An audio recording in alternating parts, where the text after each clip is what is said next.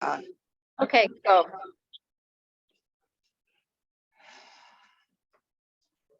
we are pleased to have an attendee of Wisconsin Network for Peace and Justice here today.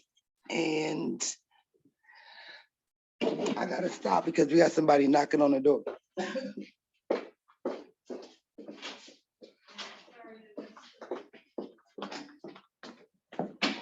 Okay. Please state your name. Tynetta Jackson. And Tynetta, what is the name of your organization? Souls, Solomon's Outreach and Urban Learning Sessions. And tell me, what does abolition mean to you? Abolition for me is we're fighting for the people who are the underdog. I want to say the underdog, people that are oppressed, people that don't get justice. As a little girl growing up with seven brothers, seven Black men, brothers, and we would go places and they would always get racially profiled. People didn't give them the benefit. They just assumed that they were certain. This isn't good because now It got to the point to where I had to go places with them so they wouldn't be harassed, so things would happen to them. People would just look at them as Black men and something would be wrong. They didn't know that my brothers were educated, informed, they speak foreign languages. And people just always stereotype them. So as growing up watching them, and they would say, "Big sis, can you go with me so I don't get harassed?" I would have to go on field trips with them. I would have to go to the mall with them. And they just going. Um, we grew up in a middle class household, and we were raised with morals and values, but they were always looked at as a Black man who was going to be in trouble. They were always stereotyping. That hurt me. I have seven brothers, a father, and uncles, and it just hurt to see that people never. They just looked at the color of their skin. They didn't look at content, character. They didn't even give them the chance to walk and see if they were doing anything wrong. They just assumed because the color of their skin that they were going to be troublemakers. So, and watching them and walking and being with uh, all the men in my family was the fighting me um, for me and to say that I need to make sure I'm a voice for the voiceless, for the voiceless. Watching and growing up in the mountains of Alabama, backwoods mountains of Alabama, seeing the KKK come in and do the destruction that they did was another reason. And it sits with me. And those are the reasons that I, as a little girl, seeing people being pulled out of cars and beaten, growing up in the back mountains and hills of Alabama, I've seen all of that. And those are the reasons that I have to have a voice. I have to have a voice. And it's a passion for me. It's something that is in me. I even had a supervisor on one of my jobs to say, you need to stop doing working and go out there and do what you truly love and continue to fight. And I continue to fight and I will fight until the end. Until the Lord say you're done, I will continue to fight. Thank you, Tynetta. Tynetta, founder of Souls.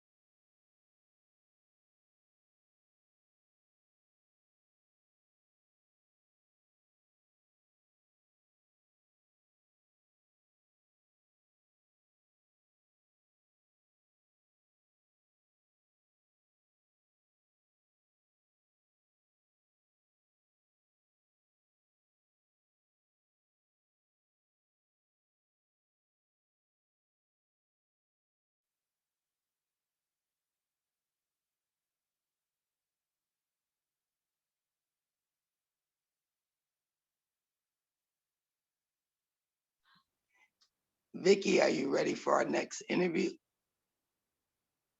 I can't hear her. I can't hear you, Vicky.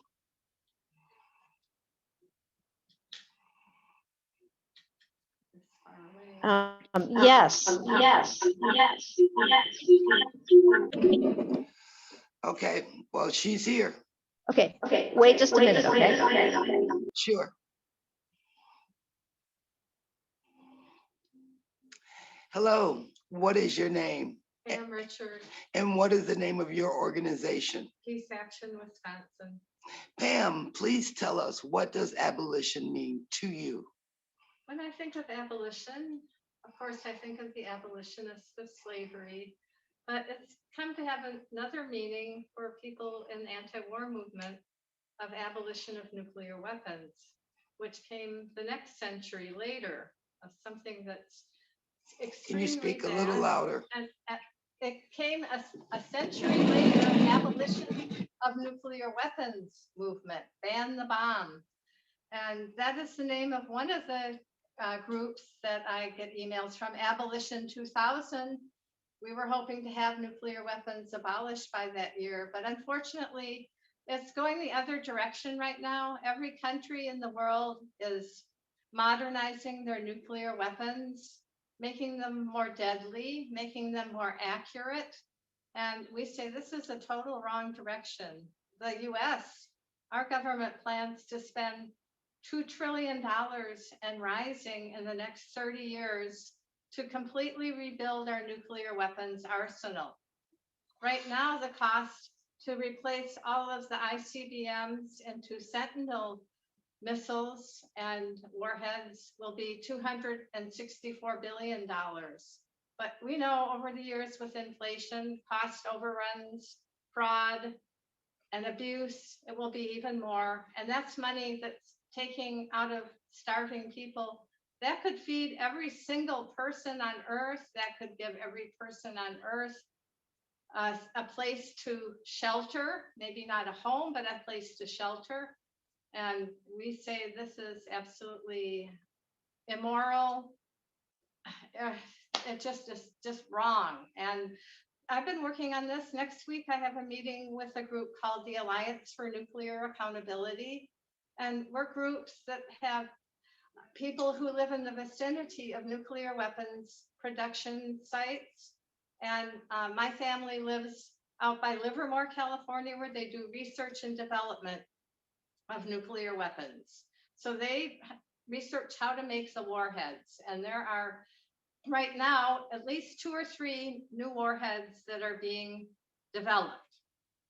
And they do little mock-ups, and there's a lot of tritium going out into the environment. They have plutonium there. They have all kinds of uranium-235 toxic substances going into the environment. And my grandchildren live there. Of course, I'm very worried about that, but I'm worried about the whole nuclear weapons enterprise, as they call it, because it's all been privatized over the years. It's not the government that's running a lot of this. So we know how corrupt the corporations are and their revolving doors within government and the think tanks and the Department of Energy, which oversees the nuclear weapons research and development phase. And so we've been fighting against this for a long time. We also focus on the radioactive pollution and some of the more egregious plans, the environmental impact statements, and what do you do with the waste? Who's going to get the waste from the nuclear weapons production or even from the nuclear power plants that we have some here in Wisconsin? Well, they're going to put them on the railroads and on barges, and you may be going by a whole huge vat of contaminated radioactive materials. And we say this is a mobile Chernobyl. It's an accident waiting to happen. It would be catastrophic if it happened anywhere in near Milwaukee or Madison or, well, anywhere really. We think the whole environment is sacred, as do the Native people. And that's another issue. The uranium mining has been taking place almost exclusively on Native American reservations in South Dakota and Arizona and New Mexico. There are hundreds if not 1,000 abandoned uranium mines that are leaking radioactive water and blowing radioactive dust across the environment. And people have been getting sick for generations from this. The Navajo Nation has banned any further uranium mining, but things are corrupt and they're going to be mining uranium in the Grand Canyon. That plan has already started. Yes, the Grand Canyon is going to be mined for uranium. And I could just go on about the cost overruns. There's a building out in Livermore near where I live that they spent $8 billion on trying to create spontaneous fusion. And it's been over 10, 20 years, they have not done this. And so this is $8 billion down the drain of our taxpayer money. There's another building in South Carolina at the Savannah River site called the Mixed Oxide Plant. And they were going to mix fuel, spent fuel, to make it, upgrade it for a certain kind of breeder reactor. Well, they got the building finished and they started trying to put the machines in and the machines wouldn't fit. So there's another $8 billion down the drain, but not to worry. They're going to upgrade it, but that'll only cost us another $8 billion to upgrade it. So, and nobody gets punished and it just keeps going on and on. And the pollution from this is horrendous. There's a lot of poor communities and Native American communities who are especially victimized by this. In fact, there's environmental justice initiatives that's coming out. And they say, well, we want to be more inclusive and have more diversity. So let's put these radioactive waste dumps on the Indian lands. And so they have $16 million earmarked to ask poor communities, Latinx communities, Native American tribes, if they will take the radioactive waste. And this is just an outrage. You cannot call this environmental justice. I think I had enough to say. We need some justice all the way around for all our people in the world. Thank you. Thank you.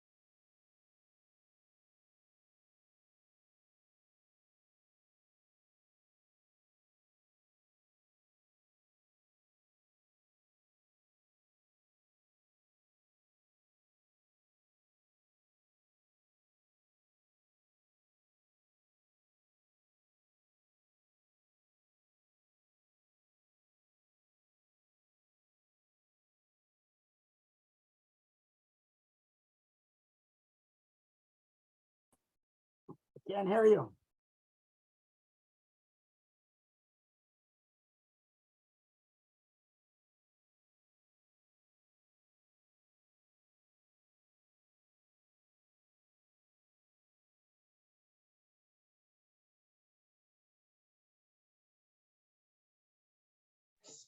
So, Vicky, are we doing something else? I just want to make sure because I have another interviewee. Let me know.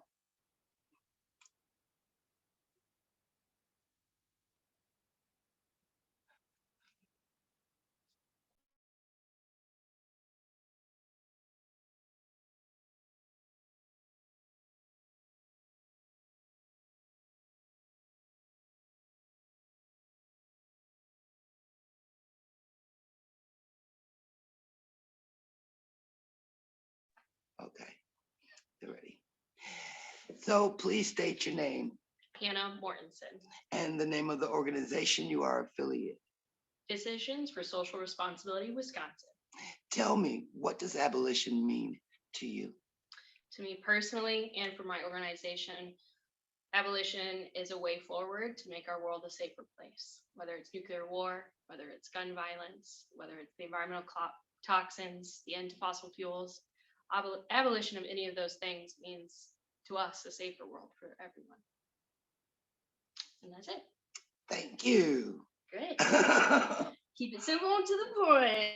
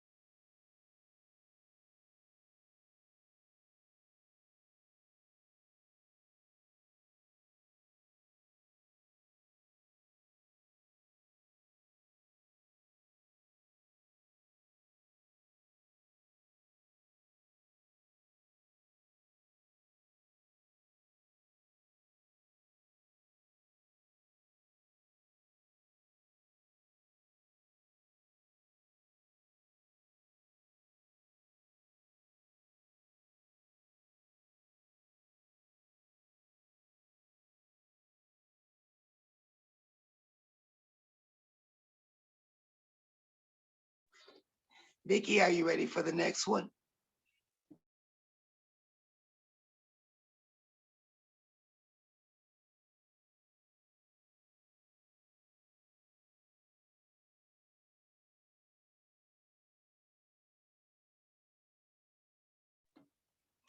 Please state your name. My name is John Jackson. And John, what organization are you affiliated with? Well, I'm not affiliated with no organization, but I am affiliated with Tynetta Jackson. That's Souls for the Poles. Okay, and can you tell me, what does abolition mean to you? What abolition means to me, I remember my grandmother telling me the reason why she moved from the South to the North. She was picking cotton, and the cotton field was owned by a Caucasian man. And she was bending over getting the cotton, and he came by and he put his hand up her dress. And she turned around and she took the cotton buds, cotton buds, before they picked it real hard and quickly. Okay. And she took them and she whipped them all across his face with it until his face was blood. So she went home and she got my grandfather and my mother, which my mother was the oldest of the family, told me, we gotta go, we gotta leave Louisiana. We've gotta go right now. And when she told my grandfather what had happened, he wanted to go killing me. So she made them pack up their stuff and they left Louisiana and they came to Racine. I had family in Racine and we end up in Milwaukee. Yeah. Wow. So that's what that means to me. Okay, to end oppression and abuse. Oppression and abuse. Wow. And the fact that my grandfather was the kind of person that was scared of nobody, so she didn't want him to get killed. And it was something else. Thank you. Thank you very much. Thank you.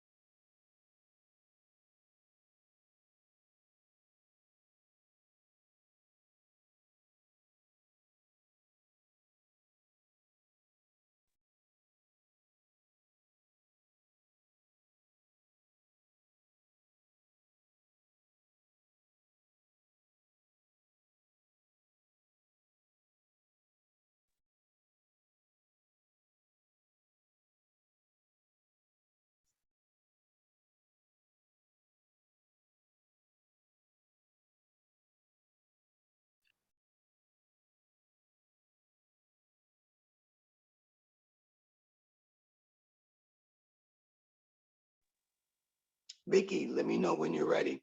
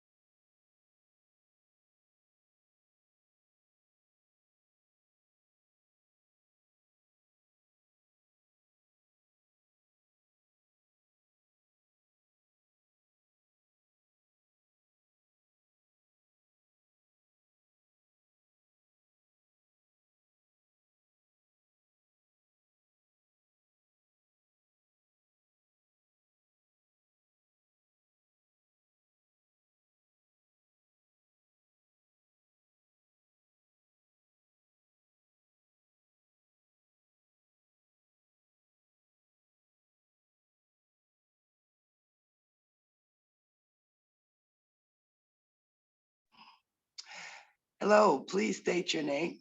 Oh, Dina Eccles. And Dina, the name of your organization. Eccles Valley. So what does abolition mean to you?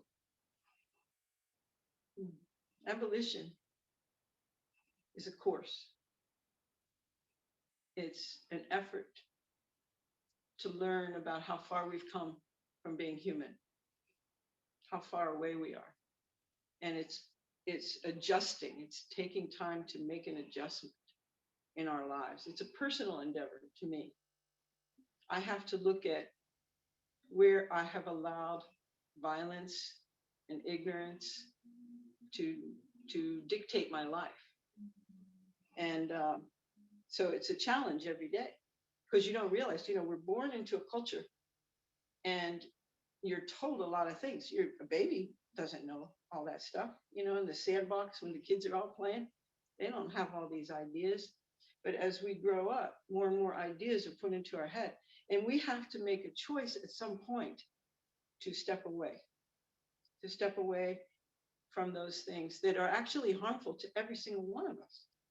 I mean, we could say, well, it harms, look what, the first abolitionists that we're aware of, fought against slavery, thank God. But that battle's not won. And at the end of the day, everybody has to realize how enslaved we are by beliefs, by doctrines, in some cases by religion. And so abolition is a very personal thing to me. I don't know if that answers it, but No, I think it answered it beautifully. Thank you. all right.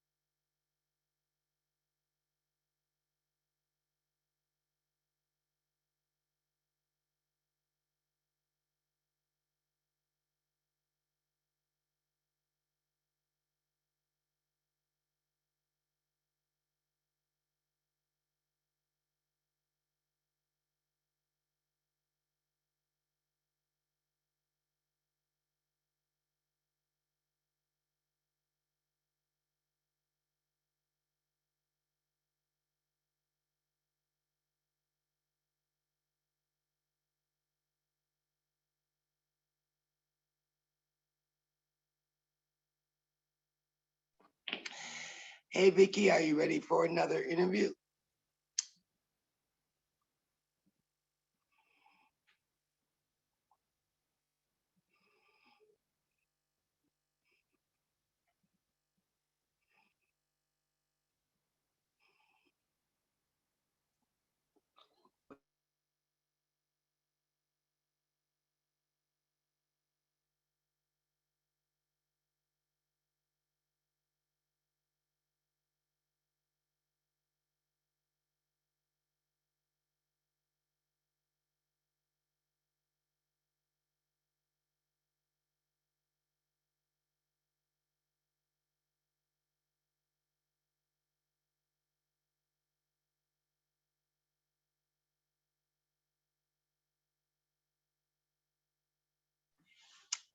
Vicky, are you ready?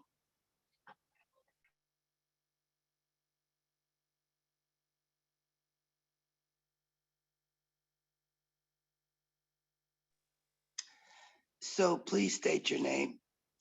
Hi, I'm Mary Jakowski. And Mary, what organization are you affiliated with? I'm here with Unity. Oh, Building Unity. Yeah, Building Unity today, yes. Okay, and tell me, what does abolition mean Mhm. for you or to you? Well, a couple things. In my own personal life, I've had friends that kind of ended our friendship over the fact that they think that because slavery did end, that it's over with and it doesn't affect Black people anymore, you know. And in my heart, that's not true. And I would disagree with them, you know, like, you know, just the whole United States is kind of created against or to keep Black people, you know, either going to prison like from high school or, you know, I mean, so I have lost friends over the fact, and I heard somebody say once, why don't we take like kidnap all the white men in the United States and take them to Africa and use them as slaves and then keep them held back for a couple hundred years and then see how they would respond to that. You know what I mean? Because they just don't seem to notice the time frame since what's gone on since the end of slavery till today. And that's what I'm interested in. And I work in a program that's a reentry program for federal and state prisoners who most of them, well, for the state have drug addiction and mental illness. Like, so if drugs were decriminalized and if it wasn't a crime to have mental illness, there would hardly be anybody, you know, in my facility where I work. So I'm happy that I'm a registered nurse, but I get to run 3 groups out there a week. Two of them are strictly drug addiction groups, and then the third one is, they call it well, it's 2 things. It's that you have a mental illness diagnosis and you're an addict. So I just feel so thankful to be there. I love my job. It's a gift to be there. I love the people. You know, the United States is not a healthy place, you know. That's why we're turning out so many people with mental illness and addiction. And then I was part of a racial trauma summit a couple months ago that was a couple hundred people on Zoom. It was Rock County, that's the county I live in. There was excellent speakers, but you know, just the trauma that Black youth experience when they go through the court system and stuff like that, compared to if their skin was a different color, you know. And I just feel like honored to try to make a difference somehow. They said being Black is like a full-time job, you know, and I believe that, you know. And then I have the privilege of having white skin, you know, and I know that, you know, I get treated differently, you know. So I want to, we were told that we should interrupt racism whenever we can, like that's our job at that trauma center. So that's a goal of my life. My one son did get arrested and tased really badly by the police, and it was, you know, to me, it was a crazy story and it was unfair, but he still had white skin. And I knew that he probably came out better, even though it was a bad situation. And then my heart just really started caring about all the Black moms who have to worry about their kids, you know, when they go out, if they'll come home. You know, they were saying during that trauma summit that like Black youth, boys, maybe girls too, actually, enter the prison system or whatever judicial system for like disorderly conduct, like very minor thing that a white kid would have definitely probably gotten away with, you know. So I just want to try to interrupt stuff, and I feel like it's a privilege to even have Black people as a friend. Just you sitting over there, it's like an honor for me. I really mean that. Wow, thank you. Yes. Okay. Thank you. Yeah.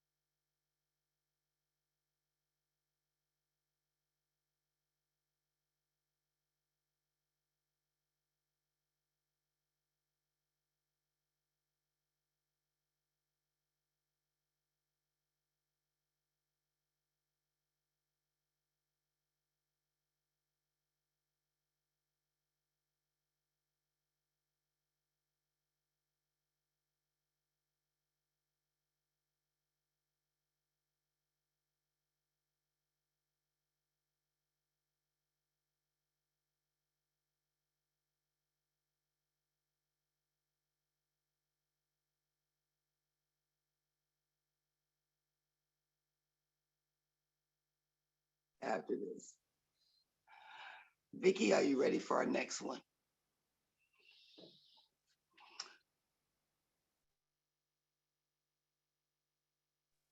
Please state your name. My name is Art Heitzer. And Art, are you affiliated or have you started an organization? I'm in a lot of groups, but I'm very active in the Wisconsin Coalition to Normalize Relations with Cuba, involved in peace action, National Lawyers Guild,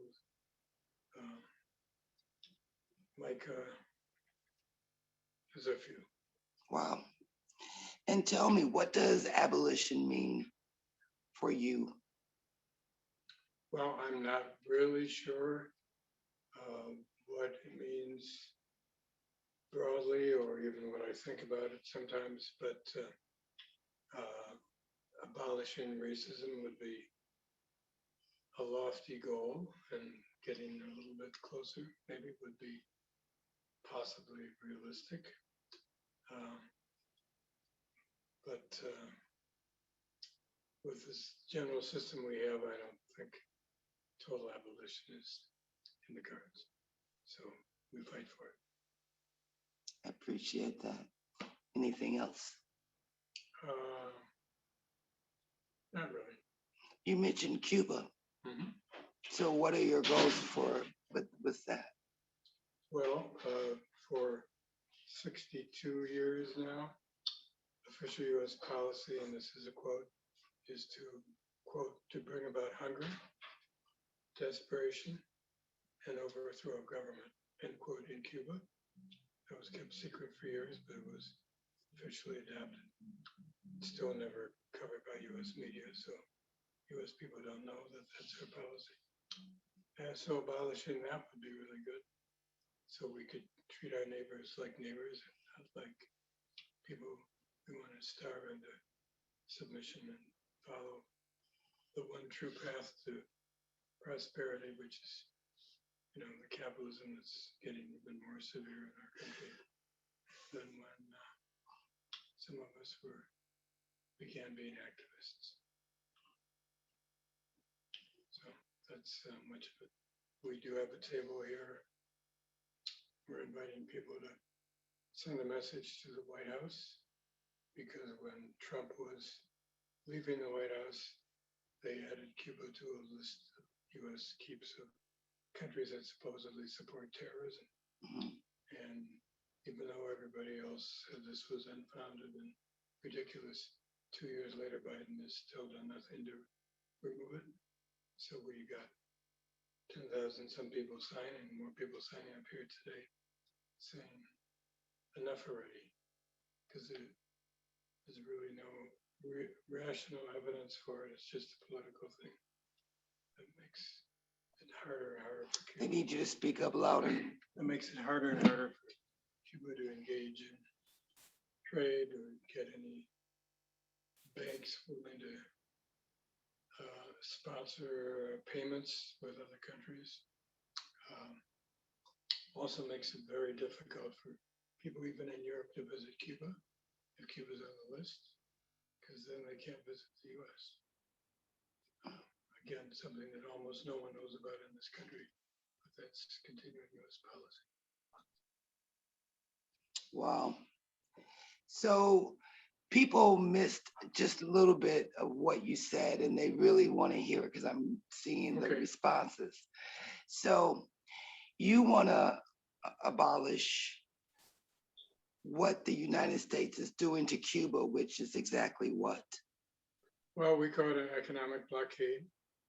Prevents Cuba from getting any international financing, like from the World Bank or International Monetary Fund. Prevents almost any trade between Cuba and other countries. As I said, puts severe obstacles on people from Europe who want to visit Cuba, because then they're told they can't visit the US except under stringent conditions. So we call it an economic blockade, and that's pretty accurate description of what it is. And it's killing people that they can't. You know, Cuba has a very good medical system, lots more doctors per capita than the US has, for example. It's all free, universal access, but it's very hard for them to get medicines, or even for surgery to get sutures they need. And it's all being done in our name, but without our knowledge. Wow. That's sad. Just because they have a system of different priorities and the US wants every country in the world to follow. And it's a sovereign country, it should be able to go in its own direction without having a gun to its head or a collar around its neck. Amen. Okay, Thank you. thank you so much. Appreciate it.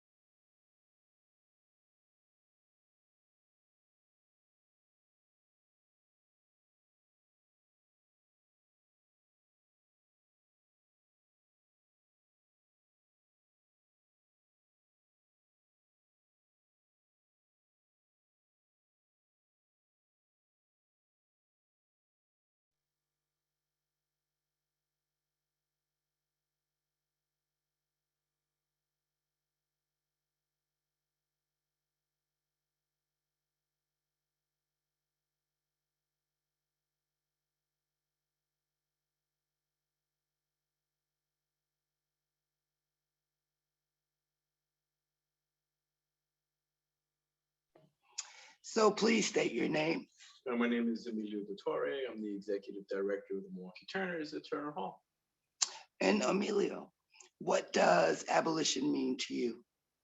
That is a very complicated question, and I guess it depends on which area I'm applying the philosophy of abolition to. But if I focus on confronting mass incarceration, which is a topic that's not only near and dear to my heart, but is a pillar of the work that we're doing at the Milwaukee Turners, abolition means all of us coming together as a community to think of and dream of a better possibility for what we have. We live in a broken society. We live in a society where punishments and men with guns and violence is used to address the symptoms of racism and poverty and our lack of infrastructure for mental health, the horrible symptoms we have of 300 years of violence, murder, class war, racism, genocide, and we punish those symptoms. And so abolition to me means us working together collectively to think of a solution that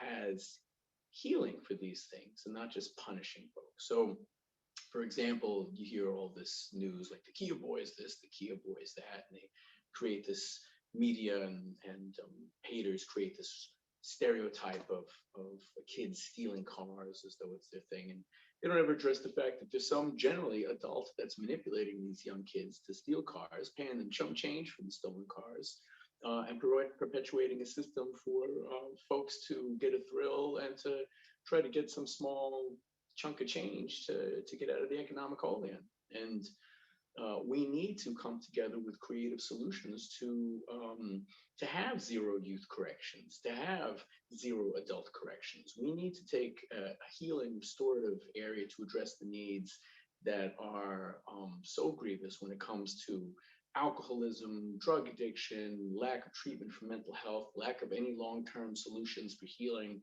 based on domestic violence, the I'm going to say criminal robbery of generations of wealth that has been taken from indigenous and Black folks here in the United States.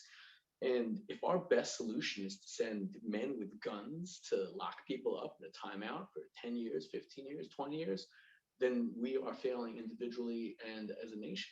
And I refuse to accept that. I think that it is our personal and our collective responsibility to have solutions which are rooted in abolishing this broken system we have and creating a better infrastructure so that we can actually live up to the image that we pretend we are when we hide behind a flag and we pretend we're great when we talk about American exceptionalism, when what we're really doing is not exceptional, it's barbaric. It's the same bullshit that, nations that we demonize throughout the course of history have done for thousands of years. And here we are repeating it with new science, new media, new technology, and new violence. And although the characters may have changed, the plot is tired and abusive, and we need to get rid of it. And so I suggest we abolish it all, build up. Thank you. That was excellent. Well, I hope that's good.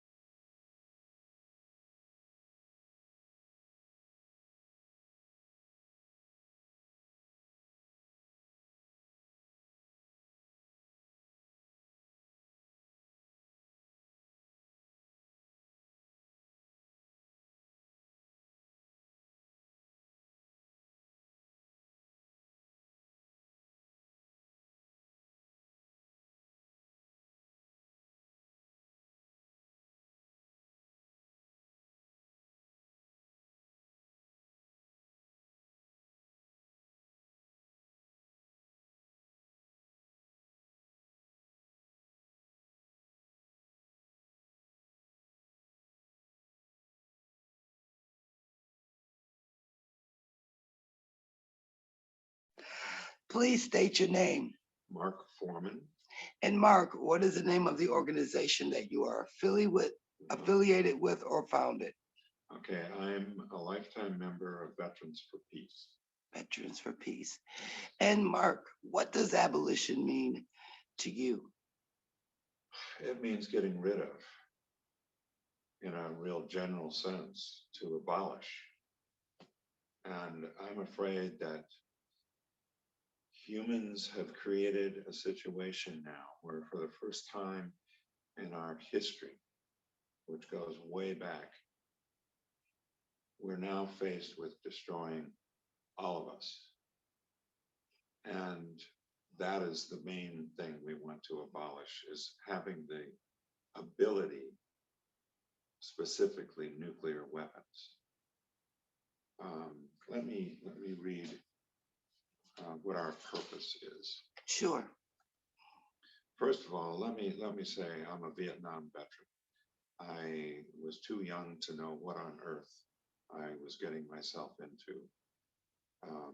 But I thought at that time in my life, I thought if there's any way I could help hold on to freedom and democracy, that it would be worth risking my life for. Well, I feel quite differently now.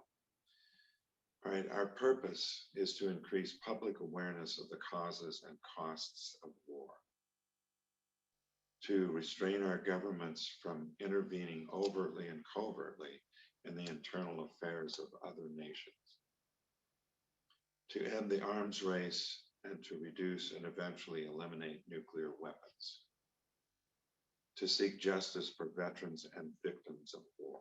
And when we say victims, we're not just saying US victims, but the victims of other countries that we invade. And then last but not least, to abolish war as an instrument of national policy. If we don't do that, then if we don't abolish war as an instrument of national policy with the weapons we have today, we have to realize if we want to survive, we've got to abolish war, because we've developed too sophisticated of weapons, and we've either got to come to our senses or just eliminate ourselves. Wow. Yeah. Thank you so much.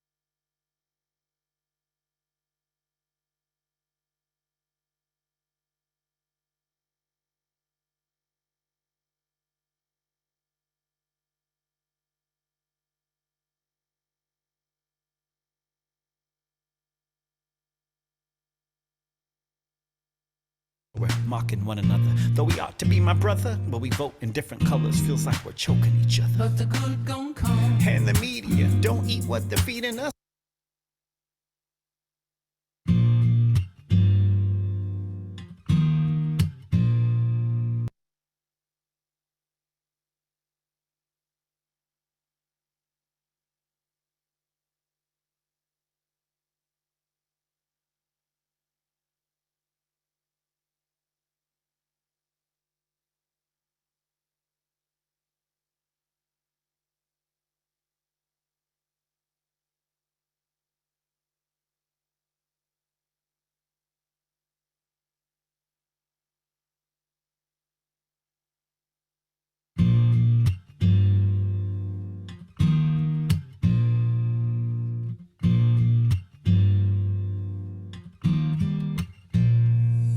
Yeah, we all hurting, but it feel like we can't escape. We all skating, and it feel like the ice gonna break. We all breaking down, but nobody feeling my pain, your pain.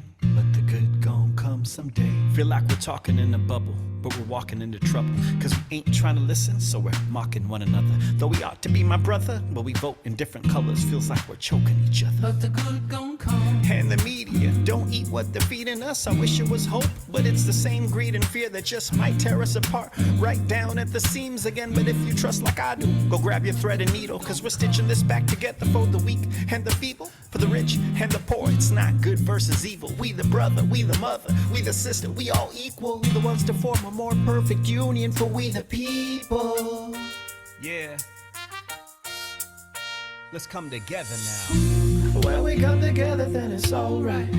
Together we can make it through this fight. All I wanna say is that the good gon' come. Don't ever let them tell you that there's two sides. Trying to figure out who's wrong and who's right. All I wanna say is that the good gon' come. All I wanna say is that the good gon' come. Yeah, we the people from Honolulu to Baltimore, Tulsa, Oklahoma, Anchorage, back to Arkansas. We the same people whose ancestors came off the shore. Some of us were already here, these are all of our stories. Who's ever prized freedom to dream of what's possible. For the right to breathe in life, be treated in the hospital. The right to speak my mind and overcome the improbable. The white, black, brown, every skin color possible. We the same people with the same color of blood. The same people who mourned when 9/11 was done. The same people that stand in line to vote for what we believe in. And when we disagree, to still agree to disagree with it. That's why we're here, the land our grandparents dreamed of. No matter where your roots are, the fruits are the same love, the same hopes, the same pursuit of happiness to keep on. Realize there's never been two sides, it's just we the people. When we come together, then it's alright. Together we can make it through this fight. All I wanna say is that the good gon' come. Don't ever let them tell you that there's two sides. Trying to figure out who's wrong and who's right.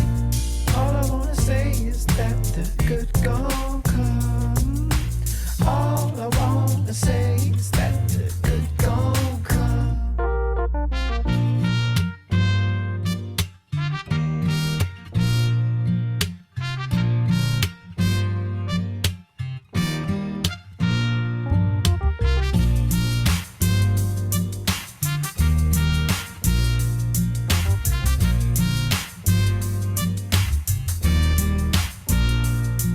Yeah, realize there's no enemy lines. And every time we listen, we build heavenly ties. And every time we pray, we're changing the environment. There used to be hate, now I'm breaking down smiling. Don't ever let them tell you different, cause that's my ego saying you can't make a difference. Cause only we know that if we learn to love and listen, we can see no other way to break it down than we the people. When we come together, then it's alright. Together we can make it through this fight. All I wanna say is that the good gon' come. Don't ever let them tell you that there's two sides. Trying to figure out who's wrong and who's right. All I wanna say is that the good gon' come. And the good gon' come. When we come together, then it's alright. Together we can make it through this fight. All I wanna say is that the good gon' come. Yeah. Don't ever let them tell you that there's two sides. Trying to figure out who's wrong and who's right. All I wanna say is that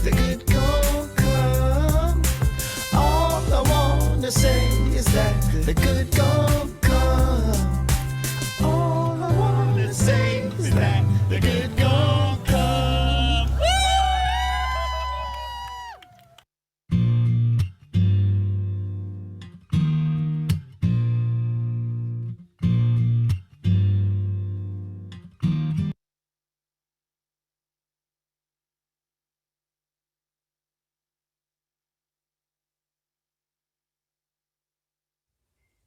Hello, I'd like to welcome you today to Milwaukee and to the annual Fall Assembly of the Wisconsin Network for Peace and Justice.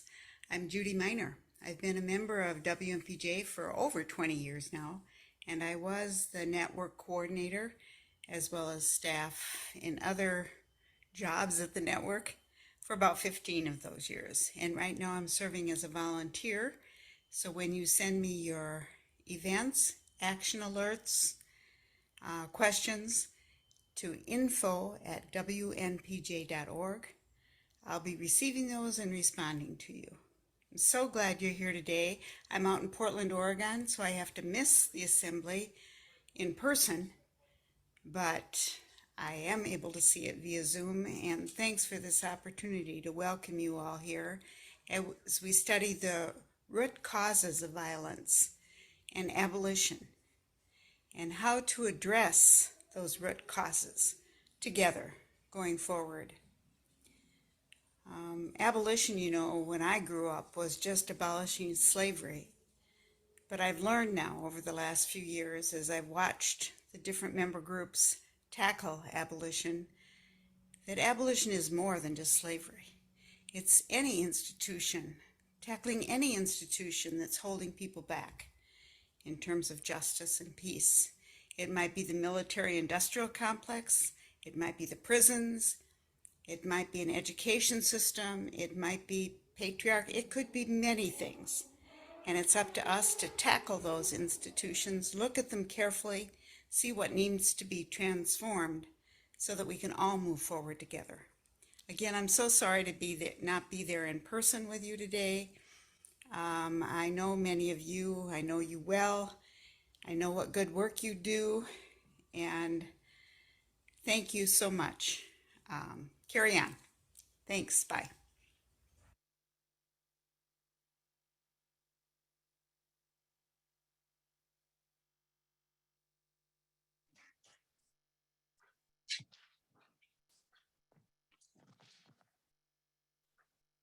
Hello, my name is Hanetta Jackson, and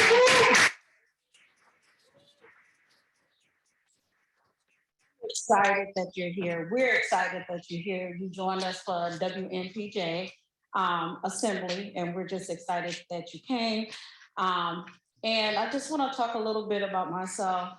Not much to say, but I have an organization called Souls, Solomon's Outreach and Urban Learning Sessions, and we're a hub for our community. We're an educational hub for our community. We go out and we fight for justice, but we also teach, and we bring people in, and we've done job fairs for the police and fire department. We have worked with Prater Hospital with educating our community on illnesses that plague our community. We are part of making sure people get out to vote. And that was so imperative, and we know that it is, and we're still looking at what's happening in our community. But we partner with other organizations, Building Unity, Peace Alliance, Mothers Against Gun Violence, many of the other organizations support and help getting information out. And we bring them to our community. Our community Souls is a religious base where we bring a lot of Black churches together. They don't get information because when things are going on, they're in choir rehearsal, they're in prayer meetings, they're in this. So I found a way to bring all the churches together and give them the information that they need, because they're not going to informational sessions. They're not going to things that are happening in the community. So they rely on us to give them information that is going on in our community. So I'm just happy to be here. As a little girl, growing up in the back hills, back mountains, in the mountains of Alabama, I've seen a lot of injustices. As a little girl in the mountains of Alabama, we seen the Ku Klux Klan ride in, and they would block us off from one hill because we had to go up the hill, then come out on another side. So they would block both sides. So we were stuck. And I seen my relatives get beaten, pulled out, hurt. And so as a little girl, that hurt is a trauma for me. It's a trauma that it's hard for me to speak about a lot. But seeing those things as a child, it really hurt. We were driving down, going grocery shopping, and they were pulling people out of the car. And my godmother is a Sioux Indian. And thank God she was in the car, and she told us to get down on the seats in the back, and we had to get on the floor, and she put blankets on us so they wouldn't see her, because she looked like a white woman or Caucasian woman. So we hid down with blankets on us so that we could get past and not get killed, not get hurt, not get pulled out the car. Those things still bother me. And like I said, sometimes it's hard to speak on, and that's just a little bit. Just seeing my family picking cotton. As a little girl, I saw that. Those things still bother me. So those injustices, I still fight for. I fight, and it's in me, and that's all I have is fight. When people say, why do you do those things? When you see injustice, you have to do something. I'm so proud to see how we have come a long way, that we can vote and those things. In the back mountains of Alabama, a lot of people are still scared. They still have a mentality of, I'm scared to do this or do that. And when I go home, as much as I love Alabama, I love that red dirt, I love Alabama, but I still see the mentality of people are still stuck in the 60s and the 70s. They're scared. They're caged up in their mind. You can be in prison in your mind. You may be free, but your mind is still in prison. So why do I do this? Because I want to see growth. I want to see change. I want to see Alabama change. I want to see Southern states change. I want to see justice. So that's a little bit of why I continue to do what I do. I have 7 brothers. My father had 7 boys and me. 7 boys and me. I was a fighter then because I got beat up all the time.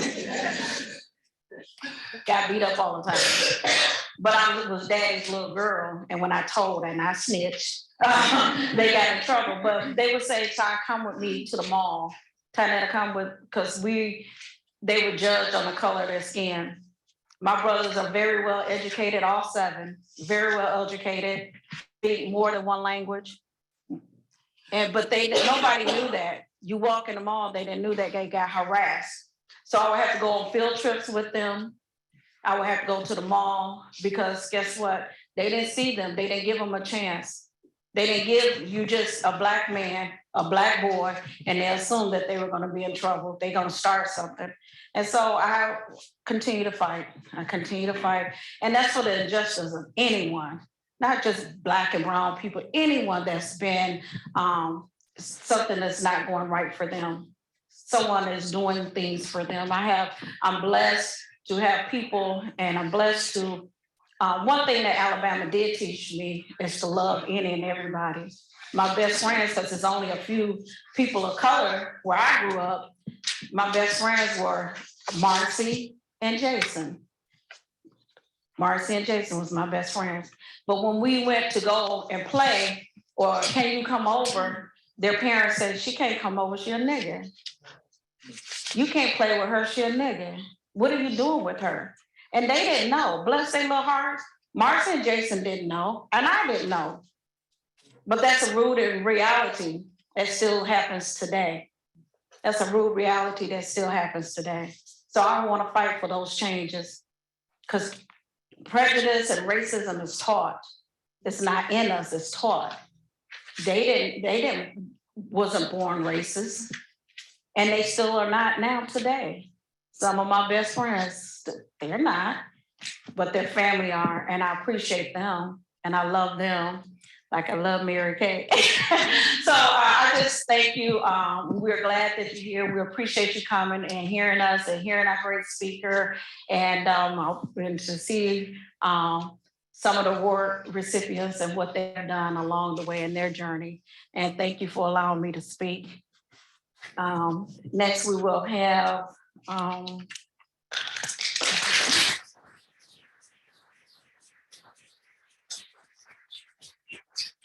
thank you. You're so kind. We have our Lifetime Achievement Award. And who's going we have our guest come and introduce him. Thank you. Let's give her a hand.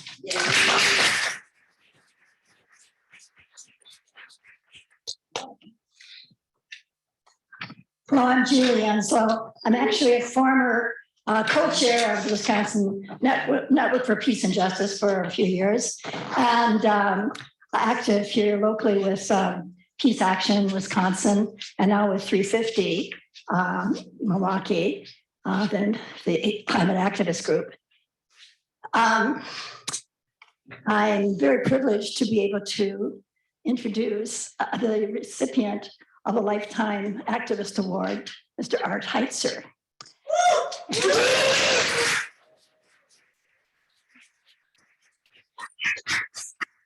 Oh, I think I first spotted Art when he was, probably doesn't know it, but he was here at University of Marquette and working part-time in Rhubarb Bookstore, right? And I used to go to Rhubarb Bookstore to buy radical books and to have meetings with the anti-war and anti-Vietnam War movement. And I'd spot him in there working in the store. And that's the first time I ever laid eyes on him.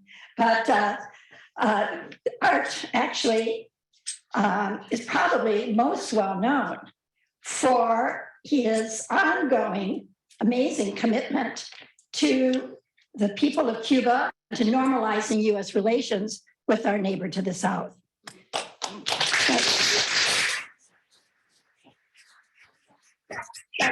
His activism started right here at Marquette University back in the 1960s. The son of immigrant working class parents, Art attended Marquette University on a scholarship from the Service Employees International Union, SEIU. He was elected president of the student body at Marquette University during the anti-Vietnam War era. And Art helped lead a movement on campus at that time against institutional racism, which resulted in creation here at Marquette University of the Educational Opportunity Program in 1968, which became a national model for recruiting and retaining students of color. US Representative Gwen Moore was in this Educational Opportunity Program's first class, recruited from North Division High School. Thank you, Art, that got her going.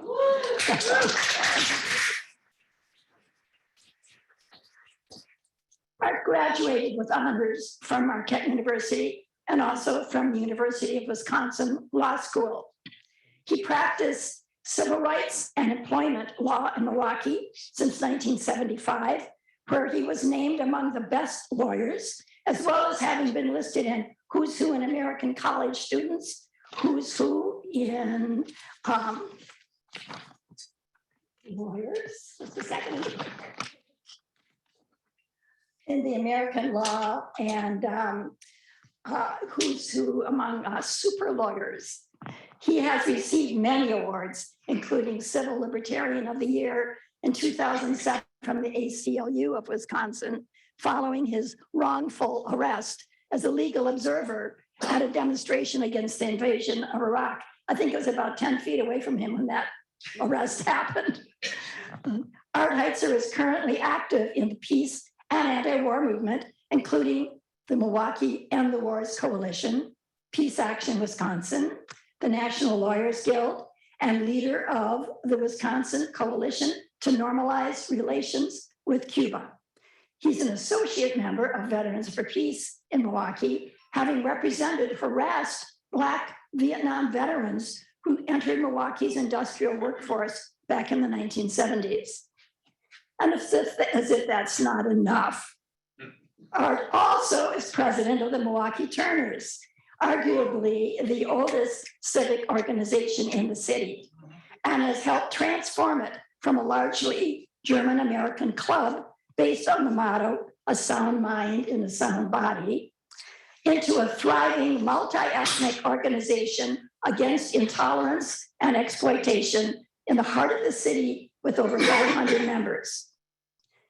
But it is Cuba that holds a central place in his life and his heart as an activist. Art has been to Cuba numerous times, including working in construction as part of the 5th Viceroy's Brigade in 1972, and in many sister cities, and professional research trips. In 2000, he helped bring 200 National Lawyer Guild members and their families to the 15th Congress of International Association of Democratic Lawyers in Havana.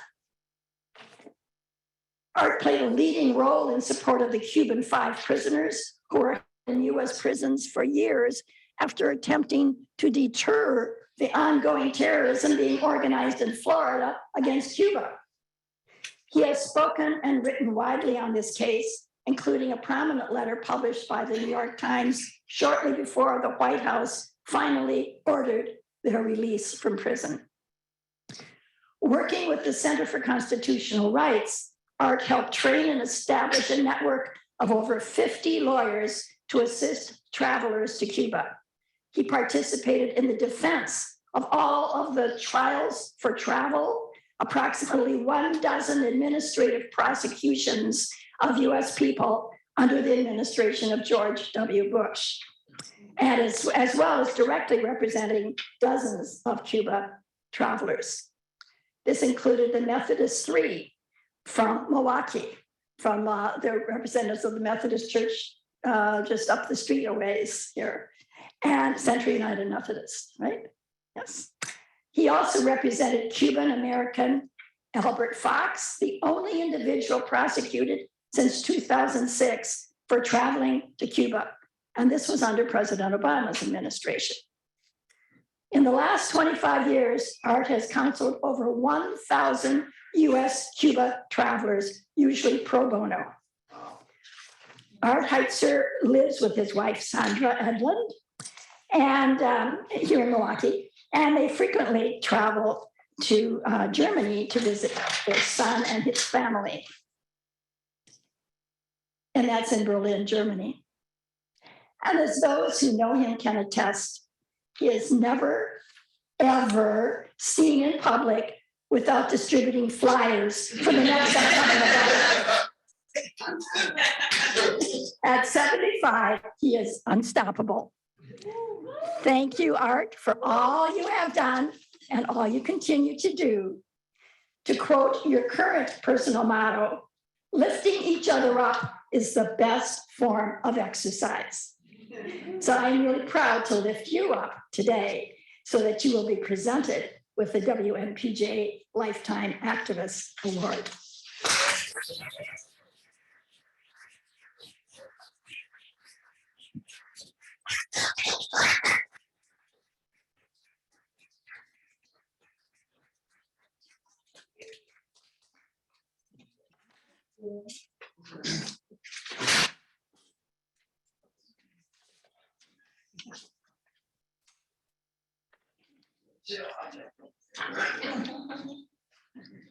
Oh, okay.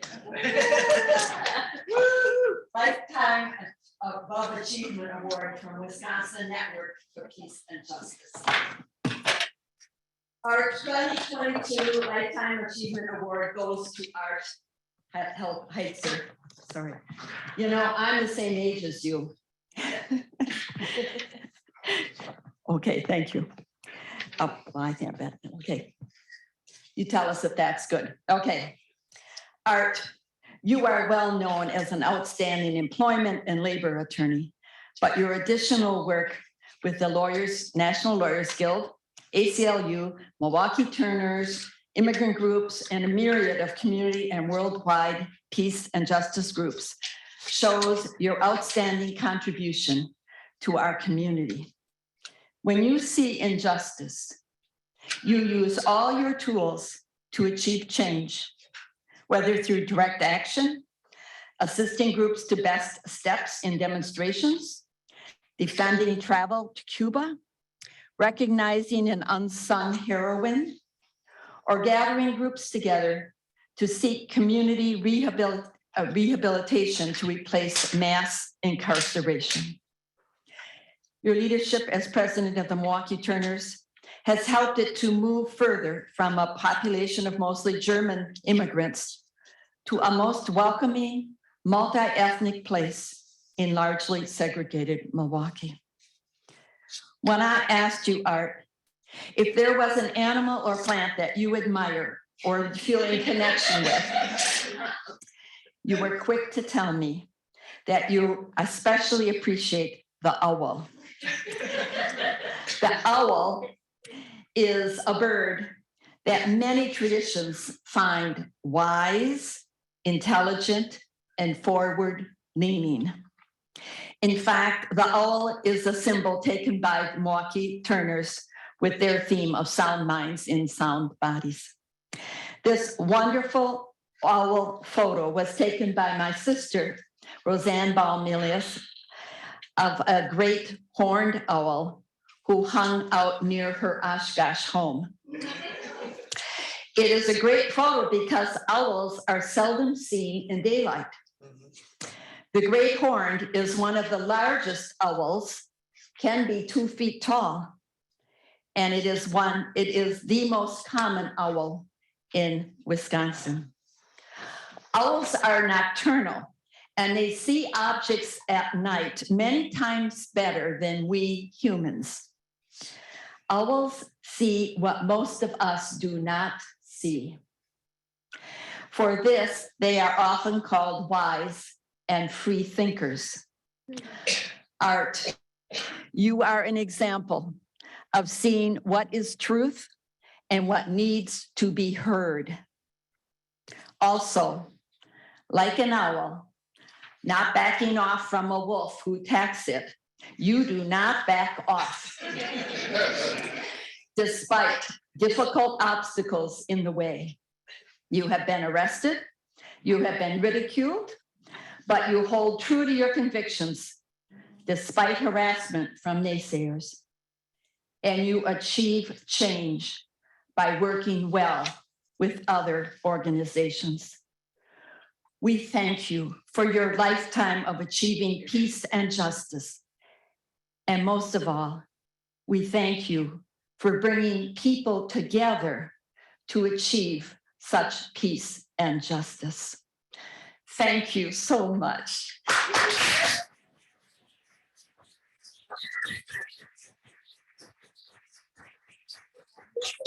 An award you'll take home with you, and with the words that I've just spoken printed out in the back. And we have extra copies of these if anybody wants to take home the sheets. And now you have a chance to speak to us.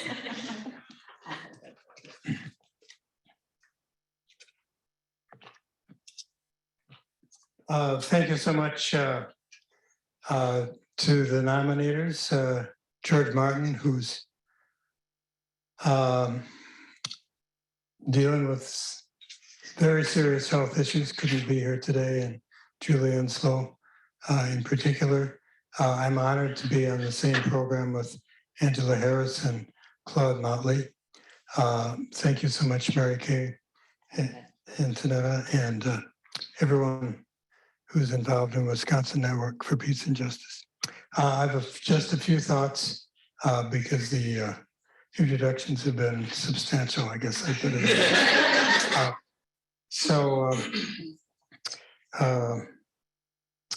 So reflecting on some 55 years of some modest attempts to challenge racism in our community, I'm left with two overriding thoughts. One is that as we fight and established some victories in some areas, such as 55 years ago at Marquette, where the African-American presence was basically limited to varsity athletes, and changing that so it's now a somewhat diverse student body and has some faculty of color as well. But seeing at the same time what has happened to most African-American youth and others in this community, where access to remunerative income and jobs and stability and housing has gone, I think, way down. My major conclusion is that the underlying cause of all this division, divisiveness, distrust, individualism is capitalism. And even though we can push and make some big victory, 3 years later, look, we've got a different kind of student body. We have EOP, we have other programs.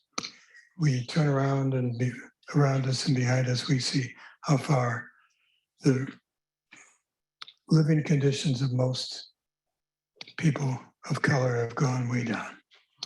And so I have no magic answer for how to challenge or overturn capitalism, but I do ask you to reflect as to why these conditions maybe being forced backward in one section, one area, then crop up and take over in another area. The other thought that I have, and this goes back to my days at Marquette, in terms of defeating racism, besides the important need in advance for people of color to recognize their tradition, their pride, their outstanding abilities, etc., is the need for white people to understand, everybody, but especially white people to understand that it is in their self-interest to defeat racism and to live in a non-racist society.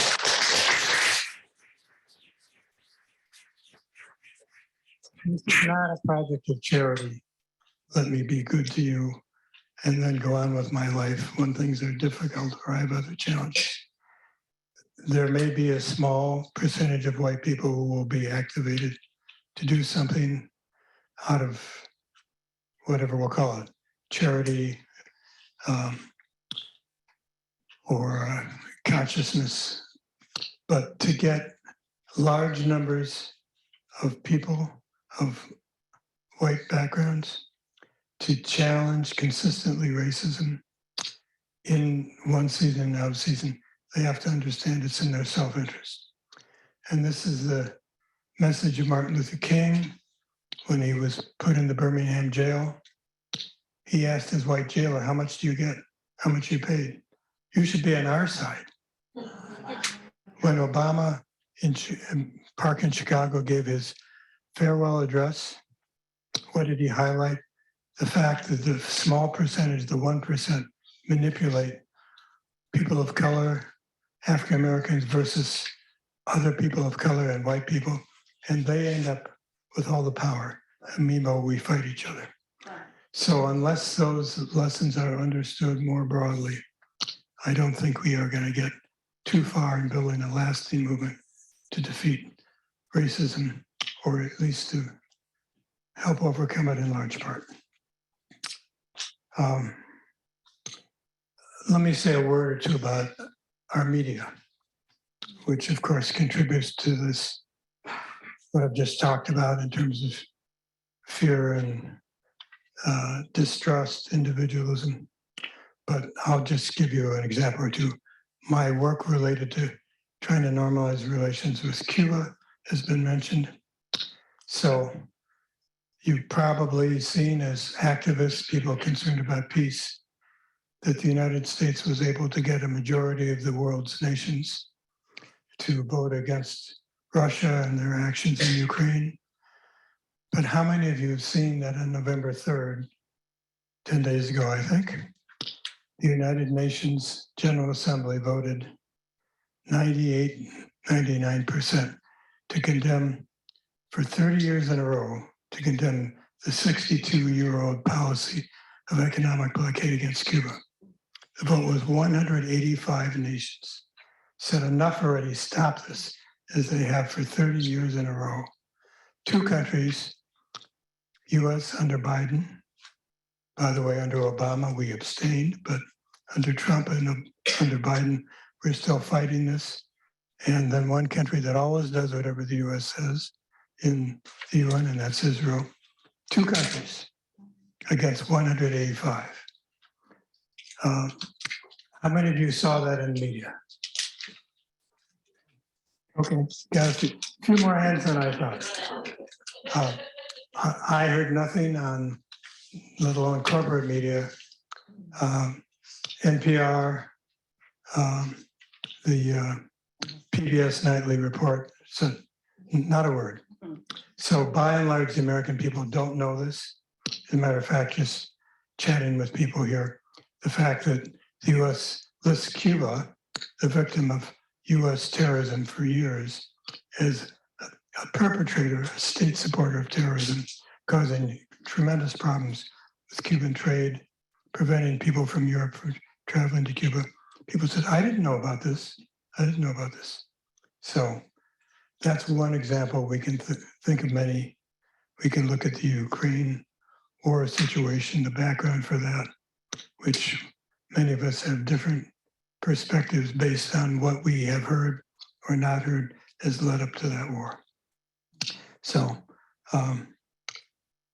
finally, I'm going to end with the quote from former President Dwight Eisenhower.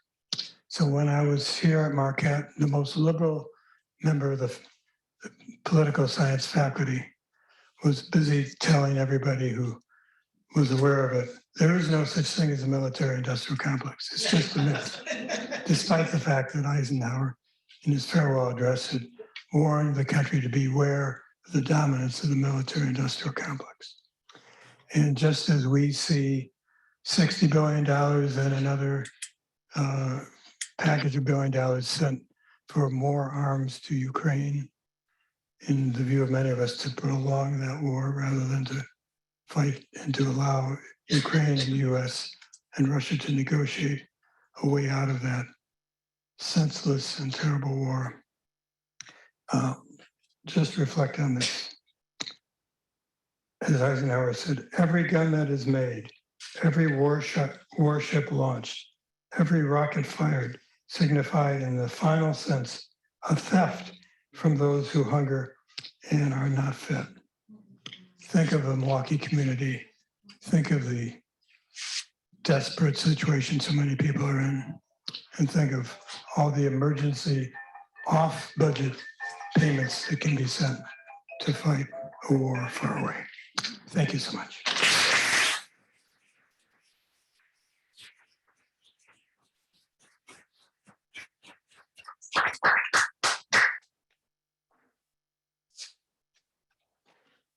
Thank you. We have been informed and educated and proud to give him this award. Now we'll have Deborah Gillespie, Mothers Against Gun Violence. She's gonna come forward and introduce Claude, the film Claude Got Shot.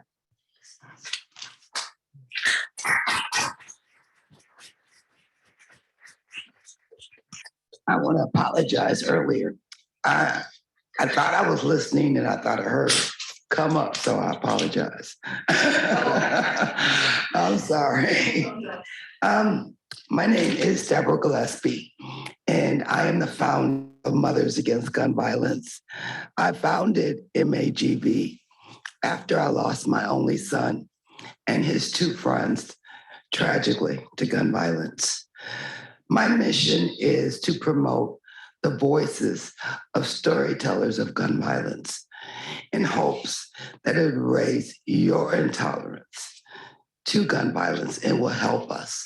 Organizations like WAVE, just to mention a few. I've been collecting stories for some time. Those stories have appeared in publication nationally in the performing arts, and presently they exist on interactive bus stops here in the city of Milwaukee. You can literally hear the survivor stories, but all of the stories end with 3 questions that we ask them. How would you end gun violence? And they also have a message to our elected officials and to you. I am fortunate enough to now be partnering with the University of Wisconsin-Milwaukee and Carroll University, and we've created a living archive of survivor stories. Those stories will be here long after we're gone. I'm hoping that if you have been affected by gun violence, whether it's gunshots in your neighborhood to loss of life, maybe someone you knew committed suicide, or an incident happened in your neighborhood, my question is, would you like to be a storyteller? Because I would love to record your story. Thank you. I'm so proud to introduce my cohort, Mary Kay Baum. Mary Kay will be presenting Claude with the Peacemaker of the Year award. Claude is the star of the documentary, Emmy awarded documentary of When Claude Got Shot. I was hoping Santana made it tonight, but I don't see her in the audience. But I'm hoping that she does. Okay, I don't see her, just making sure, because I was gonna ask her to stand up. But this documentary, it's powerful. And to give Claude this award, the fact that he just was so open with us with his experience of gun violence, I think is just powerful. So with no further ado, I'd like to introduce Mary Kay Baum, our sister in justice, peace, and equity for all of us. Thank you. Deborah, I think we're gonna show Oh, you guys are gonna show a clip? I'm sorry, we're gonna show a clip.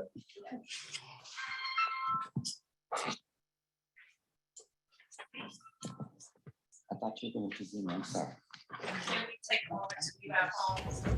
Have you thought about the sentence for Nathan?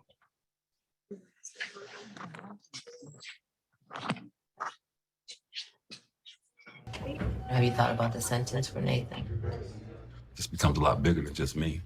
It's pretty much a statement toward how I feel the community should feel about crimes that's going on, like, and how innocent victims should have justice brought to them.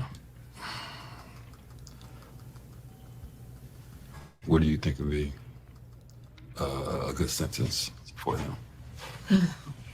I've sort of withheld what I think he should be sentenced. I know you asked me a couple times because I'm like, I wasn't the one that was shot. Right.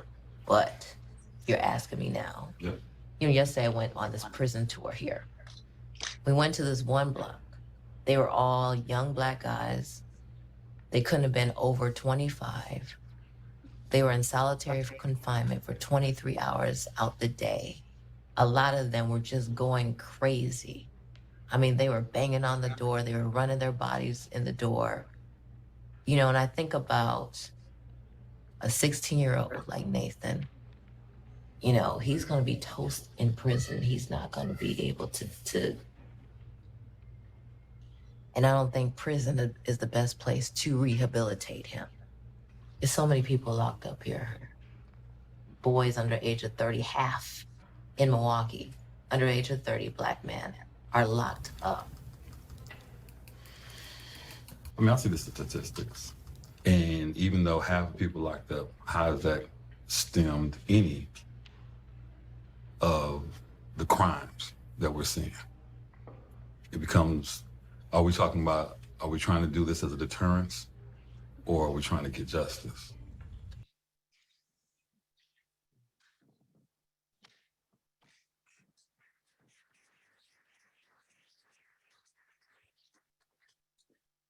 hold this. Are you up? Sure.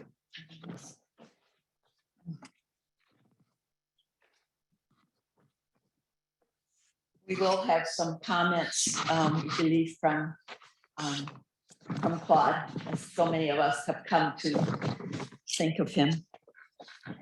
It is really my honor to present our Peacemaker of the Year award to Claude Modley. 45 years ago, I carried my 2-day-old daughter into Waupung's maximum security prison to meet her Menominee father and my first husband.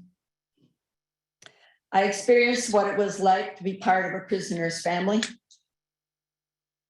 I found Wisconsin's mass incarceration negatively impacting those incarcerated and their family members. And today I add the descendants of their family members are still generation after generation impacted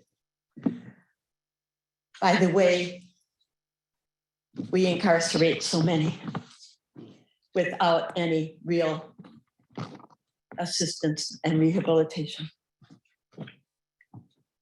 Claude, thank you for bringing your strong and convincing reality to the public. You are like the great blue herons I see in the rookery that's near my home. This is my picture. You are like the adult herons who protect the newly hatched and the fledgling herons in the rookery. First, they act as a community by purposely choosing to form their nests close to each other in one common rookery. This allows a couple adult great blue heron to stay behind, keeping guard and protecting all of the nests of the rookery, as the others take turns fetching in the rookery to fetch fish for themselves and their young ones back in the nest. In fact, if you as a human are not welcomed in the rookery, if you walk under their rookery, you will not miss the guardian ones. You cannot help but hear their very strong and convincing voices as they sweep down toward you. They are protecting the nest and the most vulnerable. The great blue heron teach their young to fly and fetch food, but above all, they pass on the ethic of a community protecting its most vulnerable. Claude, you remind us that right now, many adolescents in Wisconsin do not see a future. Many are dying from gunfire, from overdose, or from hanging themselves. Be it in our central cities, our suburbs, on our reservations, or on our suffering farms. We thank you, Claude, for all you do in the heartbreaking role of urging safe, healthy, functioning communities. Thank you for speaking up with your own strong and convincing voice. Thank you for being vulnerable enough to show what can be mixed emotions. Thank you for ultimately accepting restorative justice and becoming like a father to the 15-year-old who shot you. Yes, thank you for changing us every time we see a glimpse of your life. And in many ways, we can spread the word and the story of when Claude got shot. May we think of you and the lessons your life teaches us. Most of all, thank you for helping each one of us to work together toward more connected communities.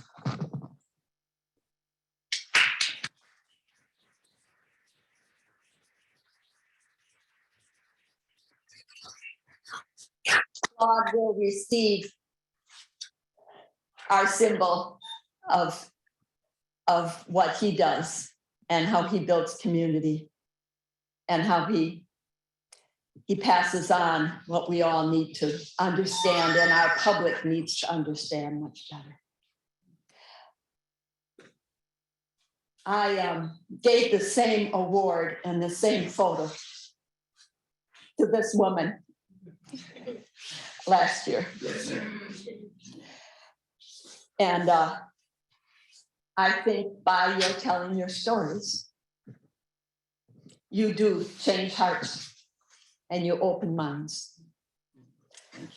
Yeah, it's appropriate that you are taking care of this award until we get it to him directly. He wanted to be here, and I think he is joining us. Yes. Yes. Hello. Thank you very much. I really appreciate it. Thank you to the Wisconsin Network of Peace and Justice, Mothers Against Gun Violence, and everybody else that had a part of this.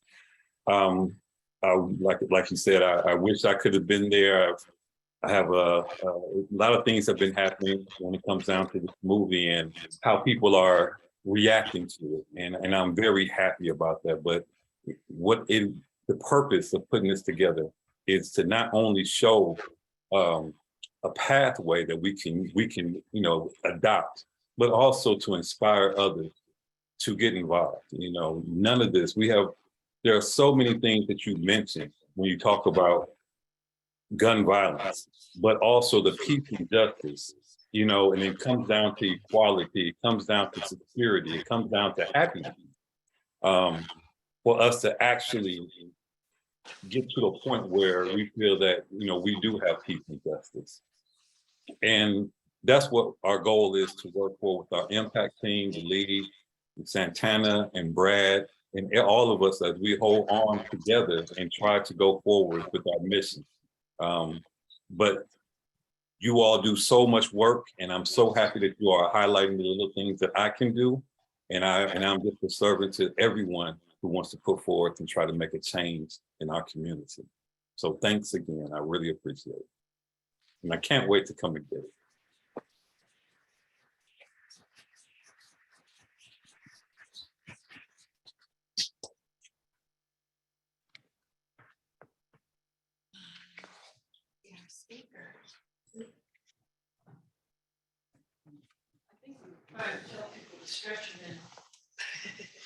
Oh, okay.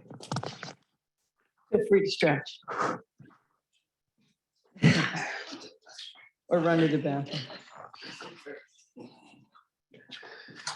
So my name is Dina Eccles, and I'm president of Echo Valley Health. It's a little nonprofit, educational nonprofit in the sticks, rural Wisconsin, up by the Driftless.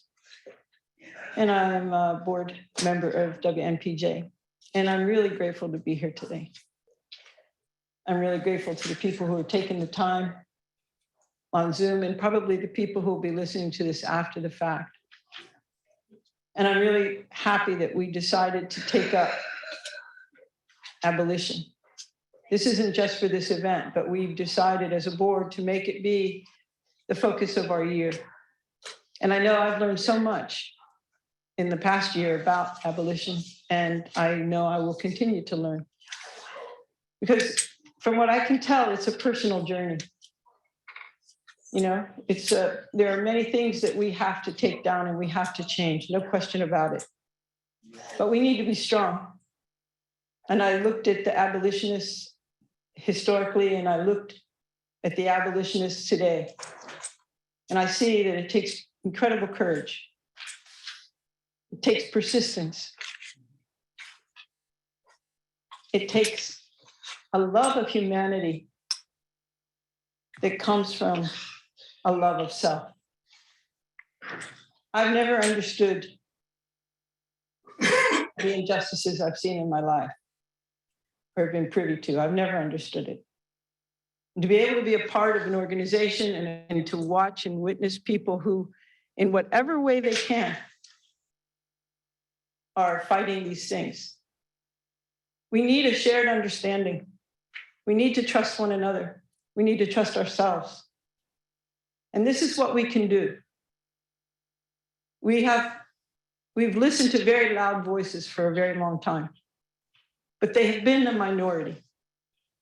Those people who preach hate. I live in the middle of it. Come visit me. But I find that with persistence, with courage, with love, people change. We have to do this. We have to raise the voice. So I have an incredible honor to introduce someone that the first time I met was actually on a Zoom call during the pandemic. Didn't really meet, just listened. Don't even know what Zoom call it was. At that point, I was just trying to listen to whatever I could get a hold of, to see how we could stay together, right? And I heard this voice, and where I live, I barely have internet. So I was just listening. I couldn't see the face. Who was that person? So passionate, so clear. And I knew that voice needed to reach more people. So at Echo Valley Hope, we do a thing called Widening the Circle. We've done it for the last few years during the pandemic. And I invited Angela Harris to speak. And once again, I was blown away. Once again, I learned more the depth of the possibility of what it means to move towards abolition. I don't want to see WNPJ or any of us succumb to just another label. We have to take to heart and live as I've watched her do. This is the first time we physically are meeting, but I know you are my sister. And I'm thrilled to introduce you all, if you haven't met her or heard of her, Angela Harris.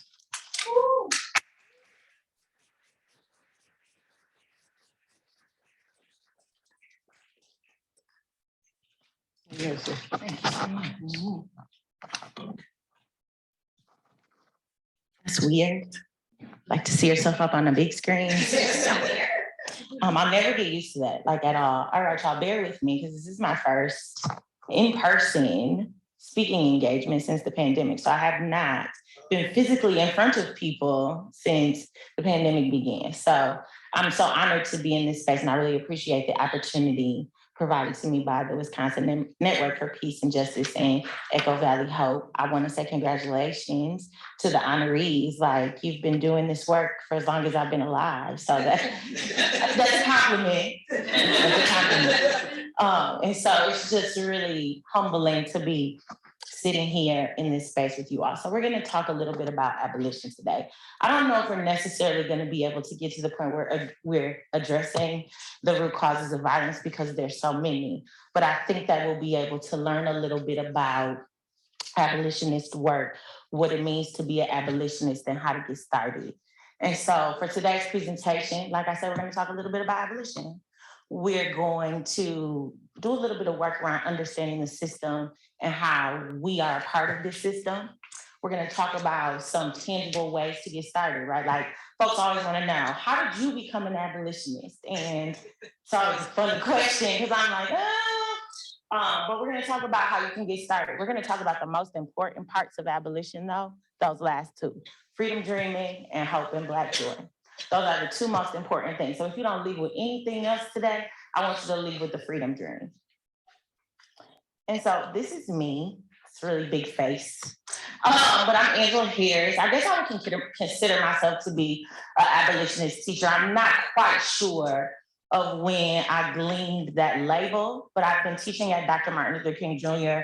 Elementary School for the last 7 years. And if you all aren't familiar with Dr. King, it's on 3rd in Martin Luther King Drive. It is an African-American immersion school, and I think it is so important that I name that that's what my school is and that's what my school does, because my school represents the only public African-American immersion school in the United States of America.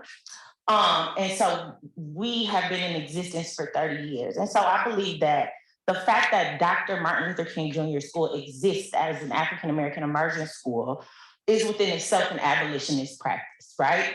Because Dr. King, it was in the 90s when parents, community leaders, school board members, all came together to decide that they wanted to disrupt the educational survival complex. And so I'm going to use that term today when I'm talking about education, the education survival complex, which means that our education is creating spaces where Black and brown children in particular are only surviving and not thriving. And so they came together to disrupt this educational survival complex that was disproportionately failing our Black children, Black boys in specific. And so this event and other events are a part of an abolitionist history that I believe exists here in Milwaukee, and a history that remains present through me today. So I want to be fully transparent with you all. There was an incident that occurred with me. And so I stand before you today as an abolitionist teacher who has recently experienced harm at the hands of the educational survival complex. A system that I mentioned merely allows Black children to survive instead of thrive. I find myself in a situation where I was attacked and forced to rely upon the state that I know doesn't always provide us with the protection or the justice that we deserve. And so parts of me really struggled today when I thought about coming here to speak with you all about abolition, knowing that I had this situation happen with me. And so I dealt heavily with imposter syndrome and what it would mean to talk about abolition, knowing that I had to rely on the system, a system that I know that I'm working hard to disrupt. And so being deeply loved unconditionally by my community is what helped me be here today and what is helping me get through this. But somebody in my community reminded me, she said, Angela, there is no equivalent for 911. And the choice of not dealing with the state at all is an illusion that's only accessible to the most privileged. I don't have that access presently. And so today, I want to lean into the strength of the Black women abolitionists that came before me. Women like Frances C. Harper up there at the top. Frances C. Harper was an abolitionist, a suffragist, a poet, an activist, a teacher, a public speaker, and a writer, who in 1845 became the first Black woman to have any literary work published in the United States of America. Women like Elizabeth Freeman, down there in the bottom at the blue, in the blue. She's also known as Beck and was the first enslaved Black person to file and win a freedom lawsuit in Massachusetts. And then last but not least, the mother of abolition, Sojourner Truth, who was an abolitionist and women's rights activist and an enslaved person who escaped to her freedom with her infant daughter.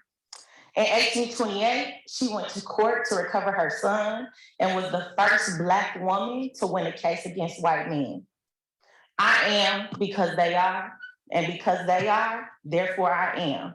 It is because of them that I stand here before you today. So, abolition. What is it? What it isn't. We're going to talk a little bit about abolition, what it is, and the misconceptions that folks have about abolition. So I remember when I first started throwing the term around abolition in speaking engagements and meetings, and especially as it related to education here in Milwaukee. And people, there would be almost like an immediate pushback from folks, right? Like they would be like, well, we can't just tear it down if we don't have anything else to replace it with. And so as we start to consider what it means to be an abolitionist and envisioning a more just world, you may be questioning, Is abolition too drastic? Is it too drastic of an approach? Can we really change all of these systems? Is it possible to dismantle the education survival complex and get rid of prisons and policing altogether? Are those things possible? Well, I'm gonna say, sorry, you all. I'm gonna tell you that we can, we must, and we will get rid of those systems. Abolition, whether it's education or prison abolition, is not an approach. It's a way of life, a political vision, a way of seeing the world and taking action against injustice. So some folks will hear the word abolition and view it negatively, a tear down everything and fix it later type of approach. Instead, I argue that abolition is a positive re-envisioning of a world where we have everything that we need: food, shelter, education, health, art, clean water, beauty, clean air, and all of the things that are necessary to our personal and community safety. So, I saw that book out here, We Do This Till We Free Us. This is one of the texts that I am centering this work today, but really my abolitionist work in general. So in her book, We Do This Till We Free Us, Miriam Carver teaches us that every vision is also a map. So envisioning a better future also acts as a map to help us get there. So when we begin to think about those freedom dreams, when we begin to engage in collective work with our community and build those freedom dreams, we're actually creating the map for our future. It also helps, it's also through the words of freedom fighters like Kwame Ture, who reminds us of the real goal of revolution. And so he states, when you see people calling themselves revolutionary, always talking about destroying, but never talking about building or creating, they're not revolutionary. They don't understand the first thing about revolution. Revolution is creating. And so abolition is a positive project, you all. Abolition is not negative. Abolition is not about tearing down. Abolition is a positive project that focuses on building a society that creates educational spaces where Black children aren't simply surviving, they're thriving. And where it's possible to address harm, like the harm that happened to me, without having to rely on the current structural systems that oppress us.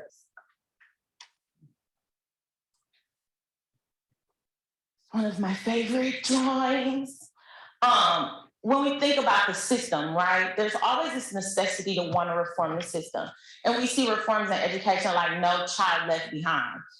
And this cartoon is so funny to me because she's like, look, class, I'm not crazy about this either because of all of the hoops that they have to jump through related to No Child Left Behind. But my favorite part is when the teacher says, but what really fries me is that I have to pay for the hoops because that's my life as an educator. So we will get a reform in our classroom spaces, and then it becomes our responsibility to ensure that we are implementing that reform with fidelity.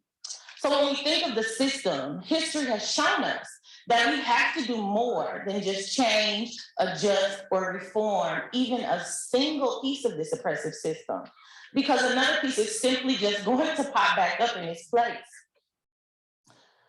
It is important to not start this journey even thinking about our current system and what we have in place and how we can make that better. Instead, we need to ask ourselves, what are our freedom dreams for our children, for our community, for our world? As I practice the harm that has occurred to me as an abolitionist, I understand that abolition does not mean that the world will be free from harm. Abolitionist thinking takes us on a different journey that does more than just replace oppressive structures with a different version of the same oppressive structure. So we want to talk about freedom dreaming. So Dr. Bettina Love tells us, dreams grounded in critique of injustice, these dreams are not whimsical, unattainable daydreams. They are critical and imaginative dreams of collective resistance. She told us that in her text, we want to do more than survive, another one of the anchor texts in my abolitionist journey. So I by no means you all am sitting up here purporting to have all of the answers about abolitionism and what it means to be an abolitionist. And I don't think that really any of us do, because if we did, we would be living our freedom dream right now and we wouldn't be talking about it. But as long as we keep freedom dreaming, the type of world that we want, working in collaboration with one another like you all are doing, trying new strategies and learning from our mistakes, new possibilities for a better future will bloom. So where do we start?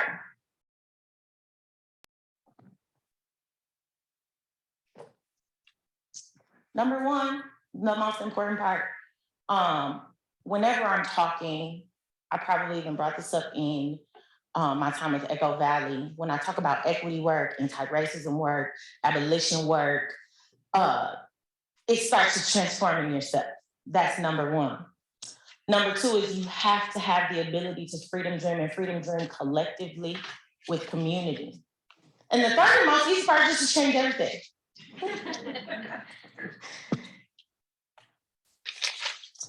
So first, before we can transform society, we have to transform ourselves. Our ability to freedom dream and to dream of a world free of oppressive structures can be limited. We have to remember, you all, that we are also deeply embedded in these systems and in these structures that exist and that we're fighting to change.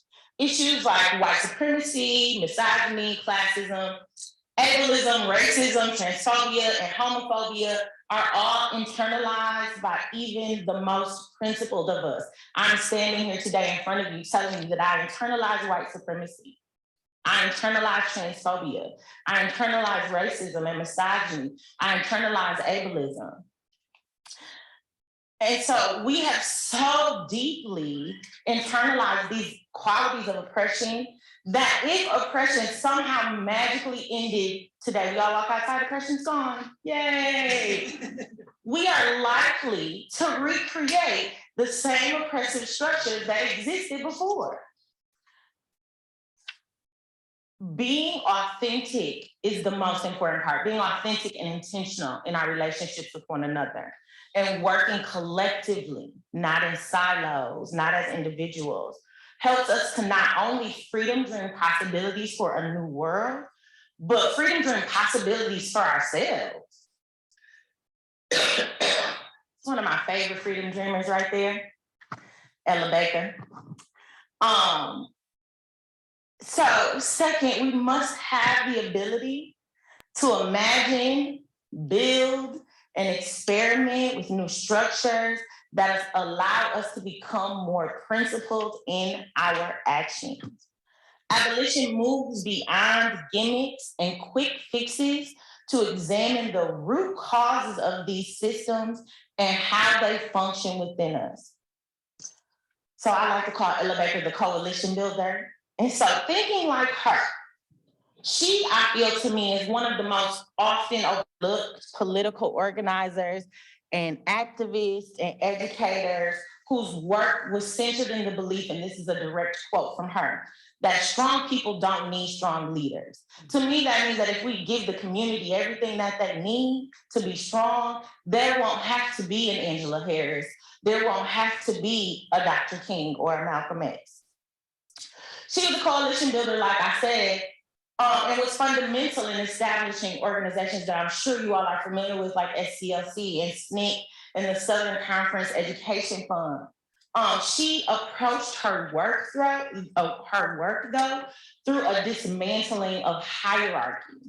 She believed in participatory democracy, which rejected top-down, male-centered leadership. She believed in the power of the people and communities to create pathways to leadership for all. She believed in the collective and individual brilliance of our community and wanted them to believe in it for themselves. If we take our lead from an activist like Ms. Baker, abolition should be built on the brilliance and wealth of our children, our communities, and it should be built, we should be creating in unison with these communities and facilitating interactions that build trust. I think that's the part that people miss, right? When you're going to work into the community, the first thing that you need to do before you ask the community for anything is to build trust with them.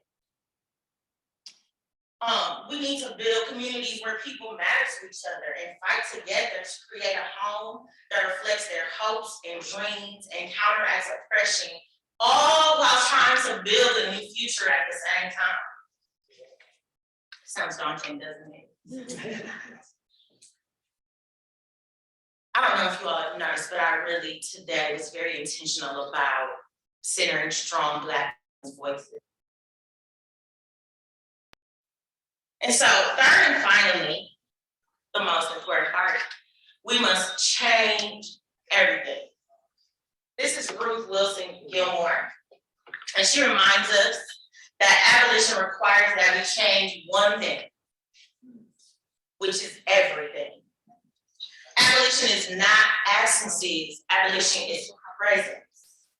All of these systems of oppression that we're talking about dismantling are interlocked in their logic and operations with all the other systems, from how Black children are disproportionately funneled into the schools to prison pipeline because they don't perform as expected, to how folks with disabilities are excluded access to our communities, and the ways that workers are undervalued by this capitalistic system.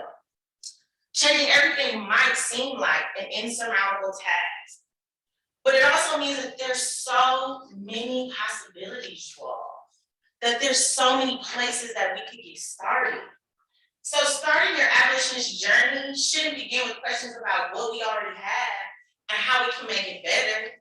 It should begin with imagining what we can freedom dream for our children, for ourselves, our community, and the world. If we do that, then the infinite possibilities for change of a world free from oppression is waiting for us. So I'm gonna leave y'all with two things. This is one of my favorite quotes, and it's been resonating deeply with me after everything that's happened. It's a reminder. Miriam Makaba says, hope is a discipline. And it must be practiced every single day. I think in the world that we live in presently, it's really easy to get bogged down with feelings of hopelessness.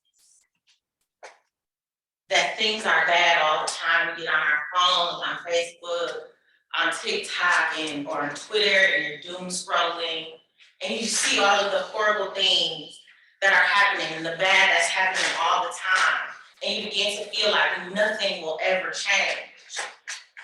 There's so many present day examples, Herschel Walker,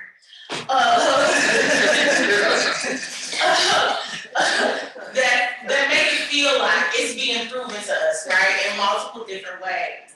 And so it's understandable that people might feel hopeless. But if we are to transform our community, remember, we first have to transform ourselves. So this starts with choosing to think differently. It starts with choosing to act differently. It starts with choosing to trust differently. Meaning trusting people, even in the moments when they prove they cannot be trusted.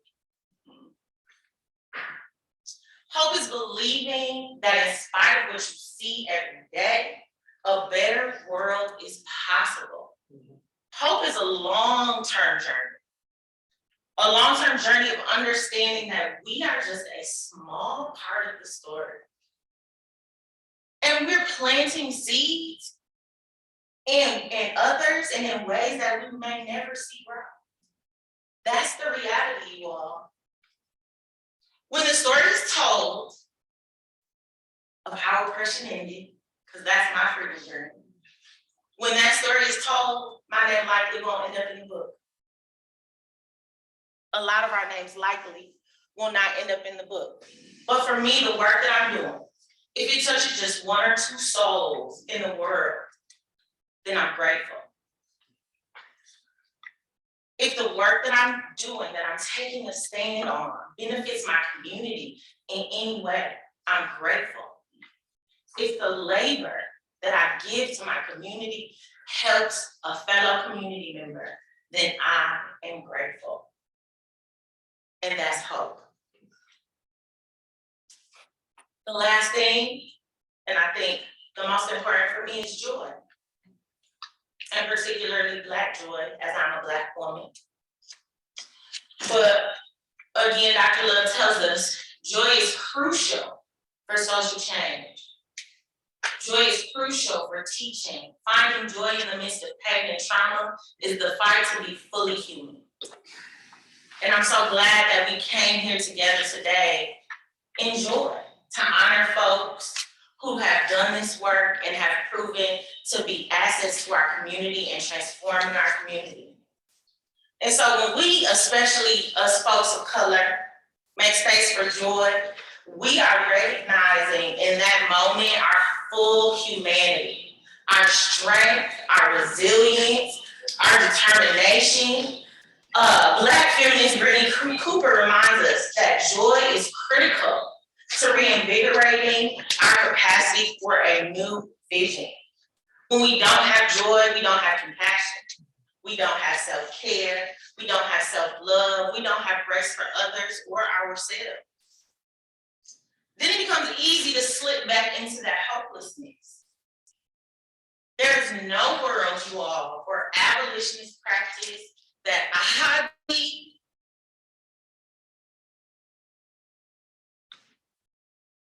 in a society that often not just tells us, but shows us that we don't matter. Black joy is about embracing who we are despite that fact. It's important that the white folks in this room also embrace Black joy. You embrace Black joy by listening to, advocating for, and creating opportunities for Black people to win. White folks embracing Black joy simply looks like loving and seeing Black folks express their joy, loving and seeing Black folks win, thrive, and honor their history and become fully themselves. So, in conclusion, abolition requires a commitment to transform oneself. A commitment to transform oneself in order to transform the community and in order to transform the world. It demands an ability to freedom dream. An ability to freedom dream something different for our children, something different for ourselves, something different for our community, something different for our world. Through this freedom dreaming process, we will begin to change every single system that oppresses us. We must remember to continue to be disciplined in our hope that this system one day will change and we must remember to make space for ourselves to feel and experience joy even in our darkest moments. This is one of my favorite quotes.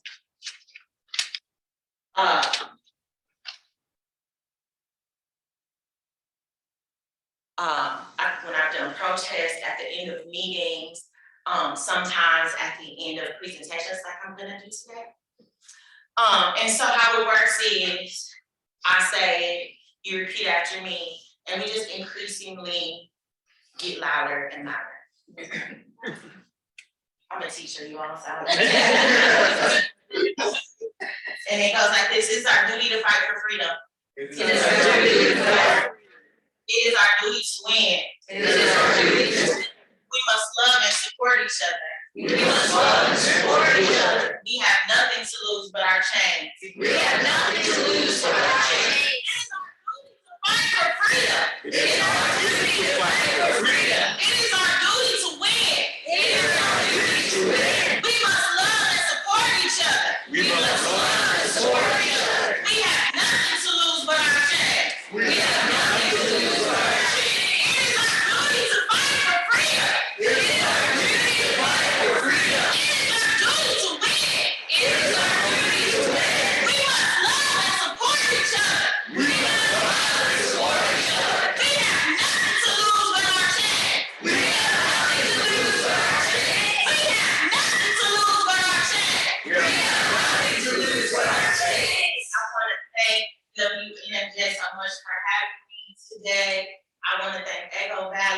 thank you all for sharing this space in my room, in this room with me today. I'm Angela Harris. Have a good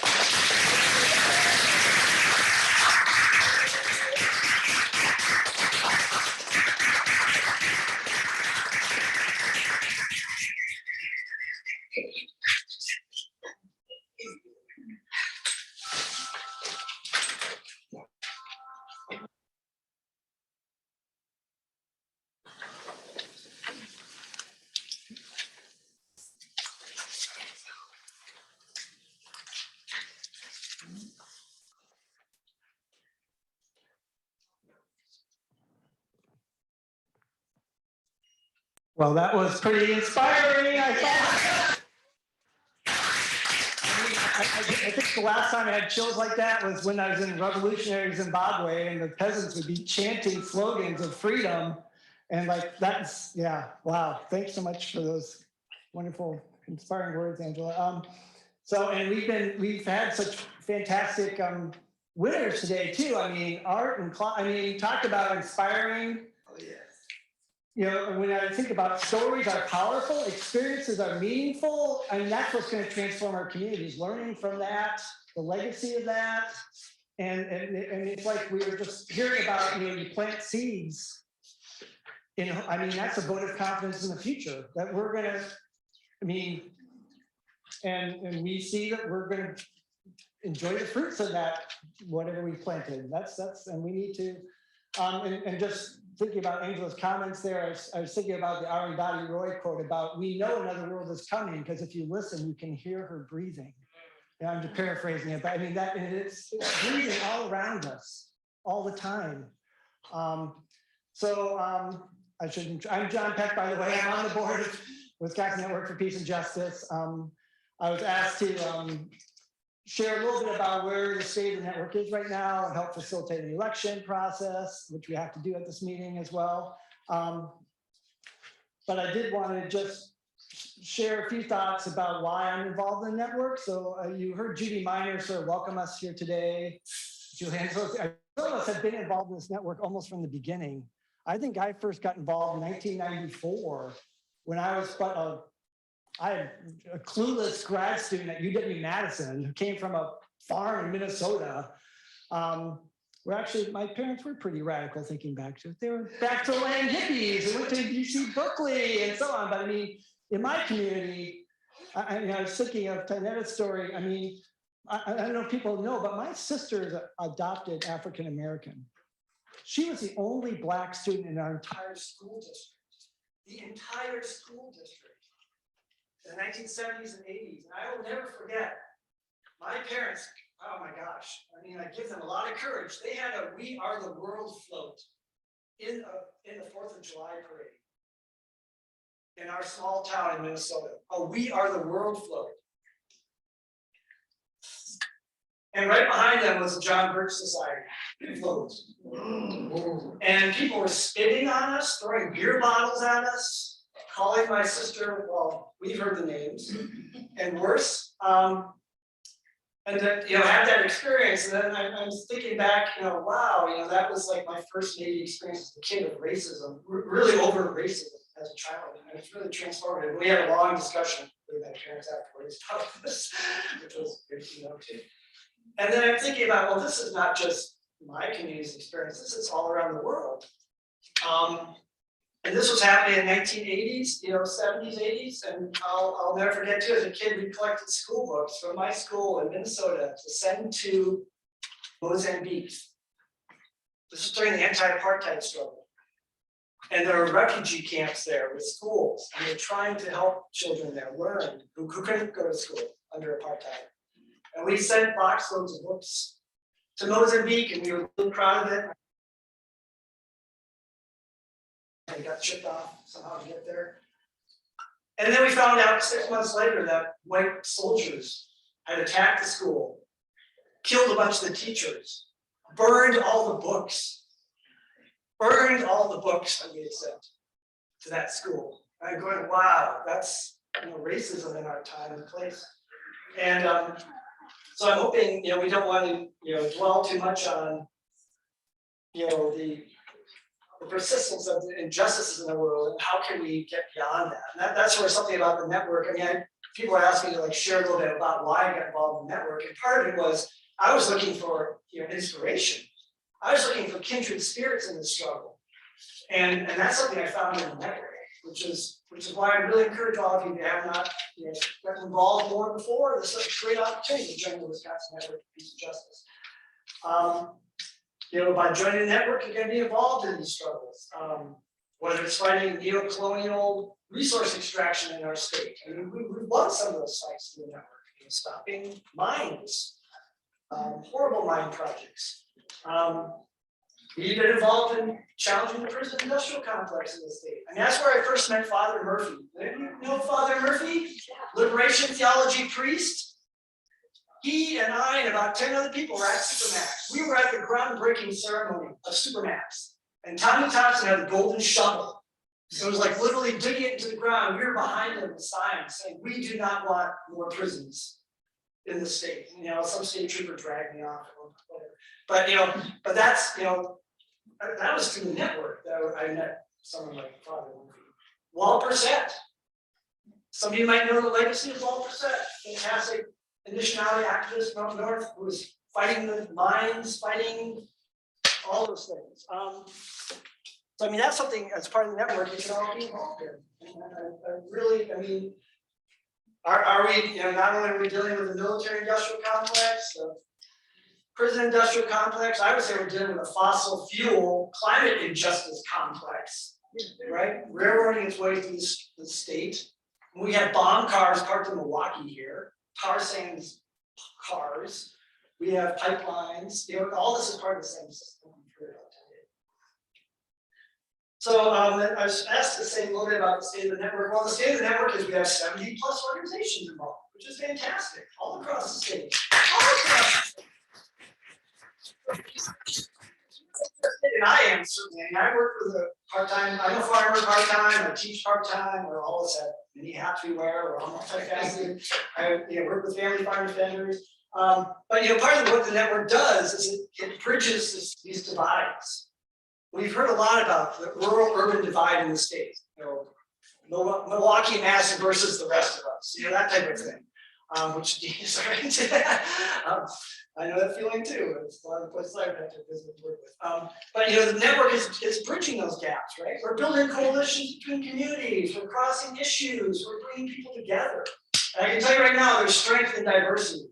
A lot of strength in diversity, not just as an ecosystem. Well, we're part of an ecosystem, but as a community, working together. It's gonna happen, and we're collaborating. It's creating synergy. So the network is working on that. The network ebbs and flows. It's sort of like the seasons in Wisconsin. Right? Sort of, at some point it can be really hot and the crops are doing well. Now, the harvest is coming in. It's time to enjoy the harvest and maybe a moment to reflect and think about the next year coming. But we know the next year is coming, right? It's not just a dream. It's actually coming, right? So to be honest, the network has ebbs and flows, right? And we're at a point now where we're all volunteer. It's all volunteer network. So it's a chance for all of you to step up and contribute some elbow grease to keeping the social justice movement going in the state, right? Becoming a member, getting involved is a good part of that. We've done lots of exciting things over the years. I mean, I was just digging through my closet this morning, probably because I have to move pretty soon. But it was like, oh my gosh. Wisconsin Network for Peace and Justice Directory from April 1998. I think there's someone in the room was perhaps involved with some of this. Some of these groups are still involved with the network. I was like flipping through them, oh my gosh. And some of these groups have passed on or transformed themselves, but now they're composting the future. But I mean, they're still around, some of these organizations. Like, wow. And then I was going, oh, Judy Miners, I'll watch it online somewhere. Wisconsin Fair Trade and Local Food Directory. Put out by the Wisconsin Network for Peace and Justice back in 2007. Ooh, talk about ahead of the curve here, fair trade. Oh my gosh. Capitalism is quaking. Look at this fantastic calendar we did. Well, and this is just all ephemeral, t-shirts. Oh my gosh. who's gonna welcome immigrants to Wisconsin? The Network for Peace and Justice, right? I mean, but this is, we're a creative group, we can do a lot. We have a lot of smart people here, a lot of inspirational stories to share, experiences, resources. I'm hoping that that's part of what we can come out of this meeting with. I know at the end, we're gonna have some time to talk more about that. So we do have a slight business thing to do. We do have to share what we were listening to Andrew's talk. I was thinking this old proverb, and I don't know if it's an Irish proverb or I don't know where it came from. But basically, I remember seeing it at a church somewhere in Europe. But a task with no vision is drudgery. A vision with no task is a daydream. But a task with a vision is the hope of the world. And that's what I think is abolitionists. I mean, we have a task with a vision. And that's going to be the hope of our world. That is the hope of our world. So, so just to move on to the necessary election, I know we have to do here. I will have a chance. I think Erica, who's remote somewhere, is going to be sharing more of what the abolitionists view, is for our organization going forward. We do have a slate of candidates. If we have to elect today, we have a board of directors. And that is here somewhere. We have Mary Kay is here somewhere. Maybe you might want to come down to the front if possible so people can see who they're going to be voting for. And actually, Tanetta and I are in the second half of a 2-year term, so we're not up for co-chairs. Yeah, we just want to make sure that people see what the leadership is right now. So Vicki Berenson is going to be possibly elected as treasurer. We have Erica Bach, who is virtually with us. We'll be seeing her shortly as secretary. I'm actually up for election. Dina is not up for election, but she's here. She just walked out.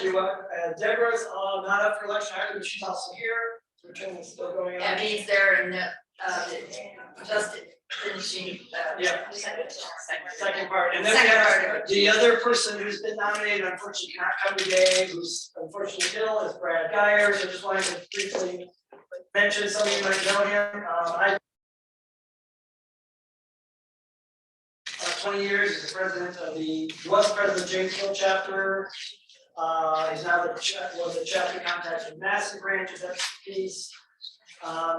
He's spent a lot of time educating people about the cost of war, seeking justice for victims of war, challenging the military-industrial complex. He is a call for war, post September 11th.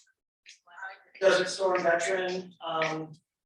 She mentioned that. And since 2012, Brad has also been involved with Move to Men, United to Men, challenging the Citizens United Supreme Court decisions. So Brad is also up for election on the board. And we also have this as an opportunity if anyone else would like to serve on the board. Now's your chance to suggest yourself, or of course you have to actually want to be on the board. So if you're not here, we can't really accept being on the board, but that was an opportunity. If there's any other nominations from the board for the audience. There's always going to be future events where you can be on the board as well. Our bylaws allow us to have many more people on the board than we currently have. So. Is there anyone here who would like to be on the board? Or do you see someone you want to like ask? To nominate you guys? Willing to accept to be on the board as we speak? I nominate. Yeah. Someone is not here. Anybody online out there? No. We did tell them that we can keep adding board members. Yes. Okay. So this is not the only elect. My gosh, so much democracy. The baby could go blind. You can always add people to the board as we see fit. According to our bylaws, the board can add a board member. But it's then only until the next fall. Right, it's not like the Supreme Court. So is it any other, if there's not any other nominations from the floor, then we can just vote by acclamation to approve the current slate of candidates. Both for our city ask and if the board. there's any objections. Any objections? Otherwise, And then how about we all those in favor? Yep. All those in favor? I see my change go up, okay. All right, I think we have a new board for the room, so thank you all.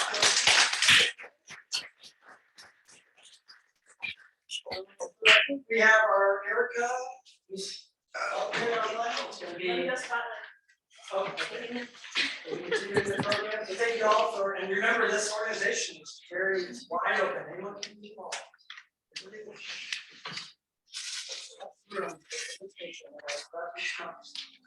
And just to remind people, I'll wait for Erica to appear. This book is available in the lobby. If you'd like a copy, definitely get a copy of Erica's book. It's really good to read.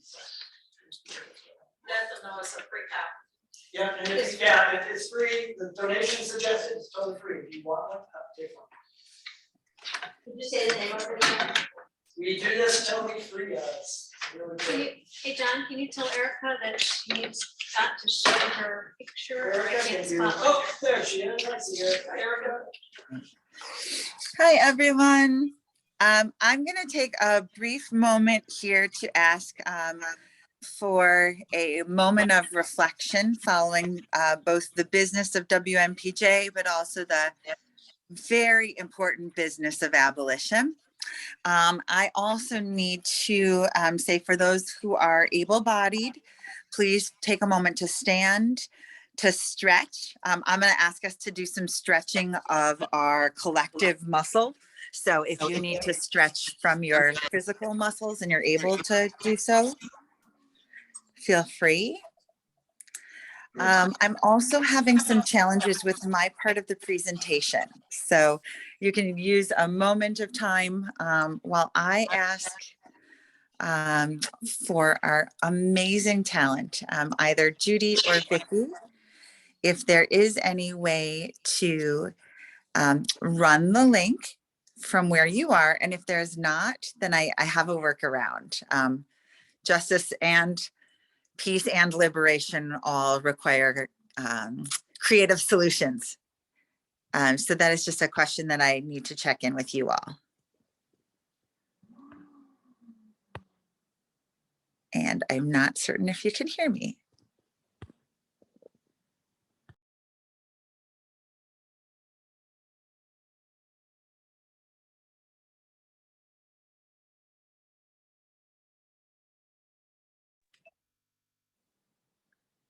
Okay, fantastic. Thank you all. I see that you can see my screen share.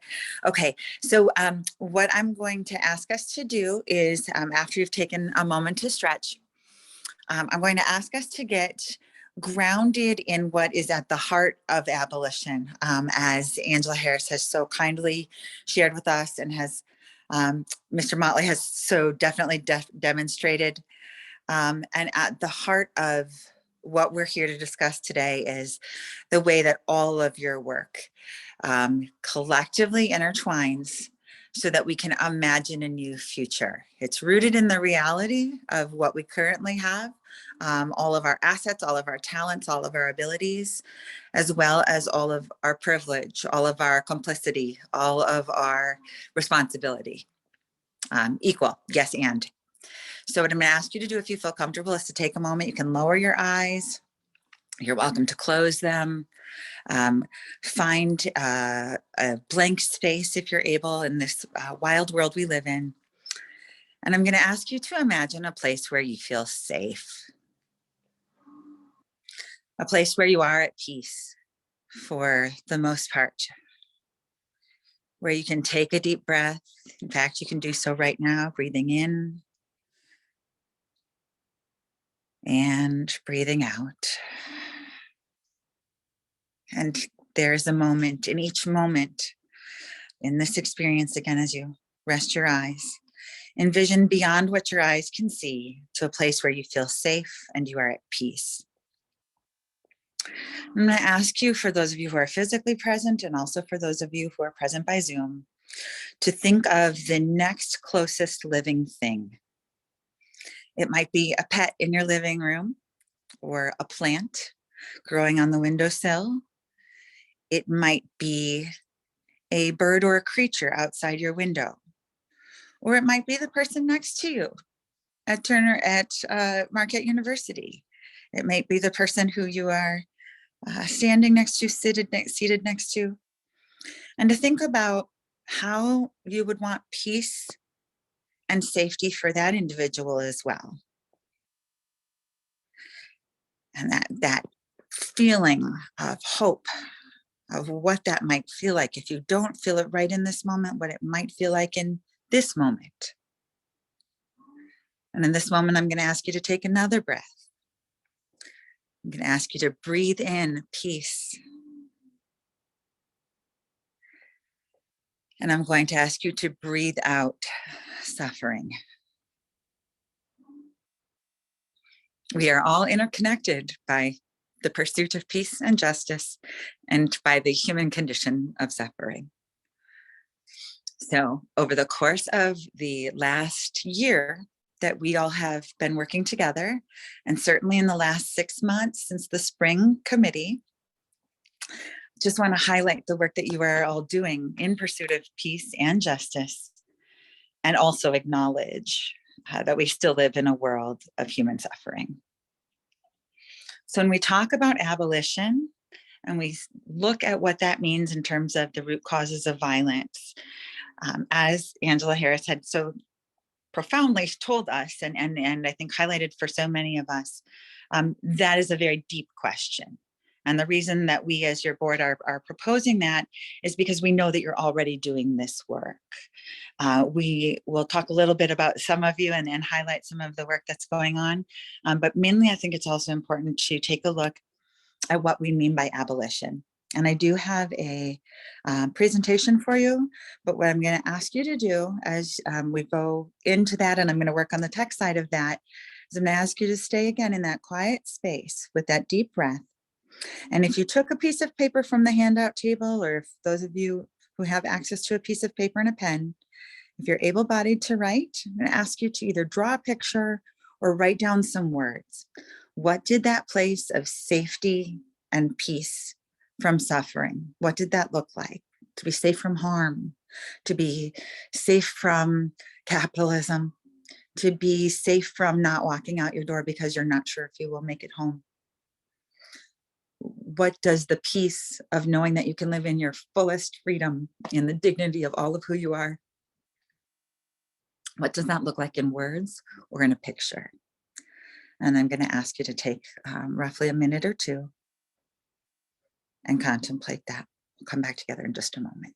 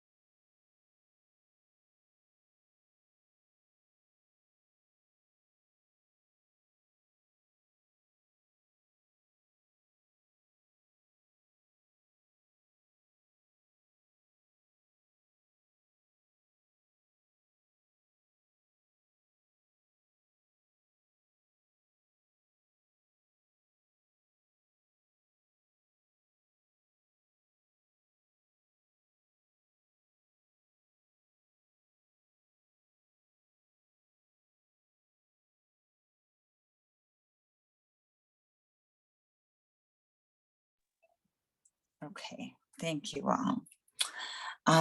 My presentation does not have sound, it does have slides. So what I'm going to attempt to do is share with you my screen and see if we can make this work.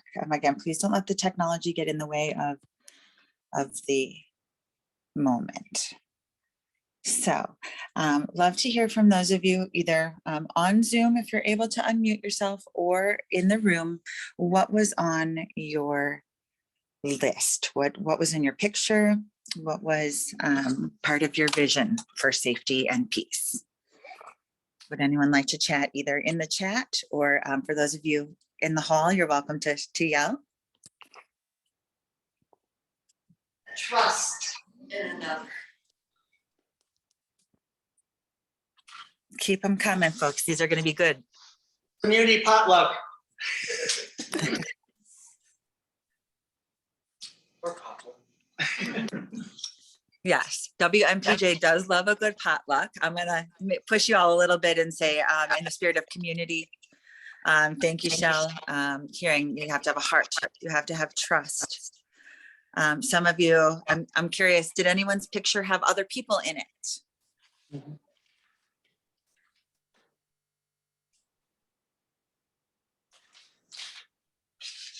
Okay, we're getting some answers in the chat.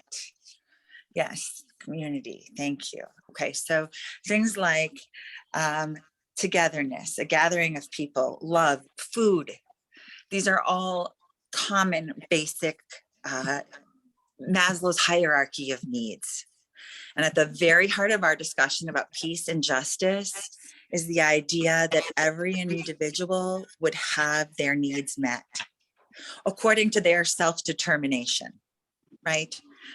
My need as a white person is going to be very different in our privileged society than any individual from the global majority, than any Black or Indigenous person who's joining us here today.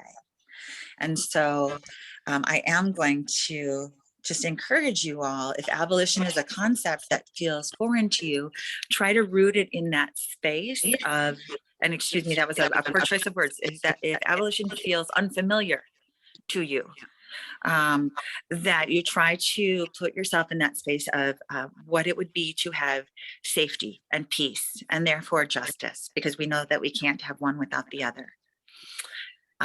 Because we want that for ourselves and for one another, I'm going to press a little bit and encourage you all to think about the fact that on that piece of paper or in that visual image, that I don't think any of you replied that you drew a police officer. I don't think any of you replied that you drew a prison or a judge or a court, or even for those of you who practice the law, you didn't draw a gavel or a lady justice. It's something bigger than those systems. It's ideals, it's morals, it's values. And so abolition is actually not that novel of a concept. Many of you have spent your years of work practicing abolition. And even more of us have come to this notion as a result of the coronavirus pandemic. So for those of you that are finding this is, none of these are my quotes, I would like to give credit where due. If you're finding that prolonged isolation and confinement to a single living space during lockdown, or even thereafter, is having a severely detrimental effect on your mental or physical health, perhaps that can interest you in some prison abolition. Every single one of us have experienced the ravages of what it means to not have our basic needs met to varying degrees. That love, that food, that community. There is a lot of pieces of what we want to do with a just transition that are very, very similar. And so I'm going to show you on my slideshow, if I'm able, I'm going to try to show you where just transition and this regenerating, reinvesting, redistribution of wealth and resources actually has quite a bit in common with the prison industrial complex and how we can undo that. I am still having difficulty, Judy or Vicky, I'm not certain if there's any way that you might be able to run your presentation. If not a problem. I'm going to try to do it as a slideshow. Just thought I'd check one more time. Okay. And yes, there is a link that was sent from Google, but I think I can actually just turn my screen around. Thank you all for bearing with me. What a really patient group we have. So I think I'm just going to try to flip this. Please excuse the technology. We'll see how this works. So maybe not. This is the prison industrial complex map. And actually, I just don't think that this is going to work, but I want to encourage you to Google it if you are able. This basically shows that how interconnected we are, that there's not one component of the prison industrial complex that doesn't involve the work that we're doing. From the anti-war efforts for Veterans for Peace, trying to assist our veterans with AODA and homelessness issues that our systems have created. We know that there are many of you fighting for water and land rights, which are controlled by major Fortune 500 companies who also benefit from prison and jails. A shout out to 350 Wisconsin for the work they're doing against TIA, AA. Many of us have employers who are benefiting from the private prisons that don't exist in Wisconsin, but exist all over the country. Check your 401k. That is an active practice of abolition. You may also want to check your banking institutions. The big majors all benefit. Thank you so much for the presentation. You all are incredible. A big shout out to our tech team behind the scenes. So this can get a bit overwhelming by how we are all also connected in this way. And so what I'd like to do is kind of take one side of this to the left of your screens and take a look just very, very briefly at the way that a just transition can be very effective. And again, I really want to comment that this is based on Indigenous rights. This is from Climate Justice Alliance. These thoughts are not my own. And so we can take a look at the work that many people are doing in terms of, you'll see on the upper left, pollution and environmental hazards, the exclusion from politics and disenfranchisement. Many of you around the state are doing this work just as recently as this past week, and the fight continues. If you move down into your lower left, you'll see a lot of the work that you all are doing in terms of anti-capitalist efforts and moving towards socialism as a way to take care of ourselves. A lot of you will find that even as a white person, there is room and space for you to participate in how we undo the violence against people of color and women and Indigenous peoples. We discussed in the springtime how important it is that we find missing Indigenous women and girls. We've been talking about for years, if we're listening, this is the key part, we've been talking about for years about how Black people have the right to live. And if we're listening, then we know that a just transition will allow us to continue to invest for that to become a reality.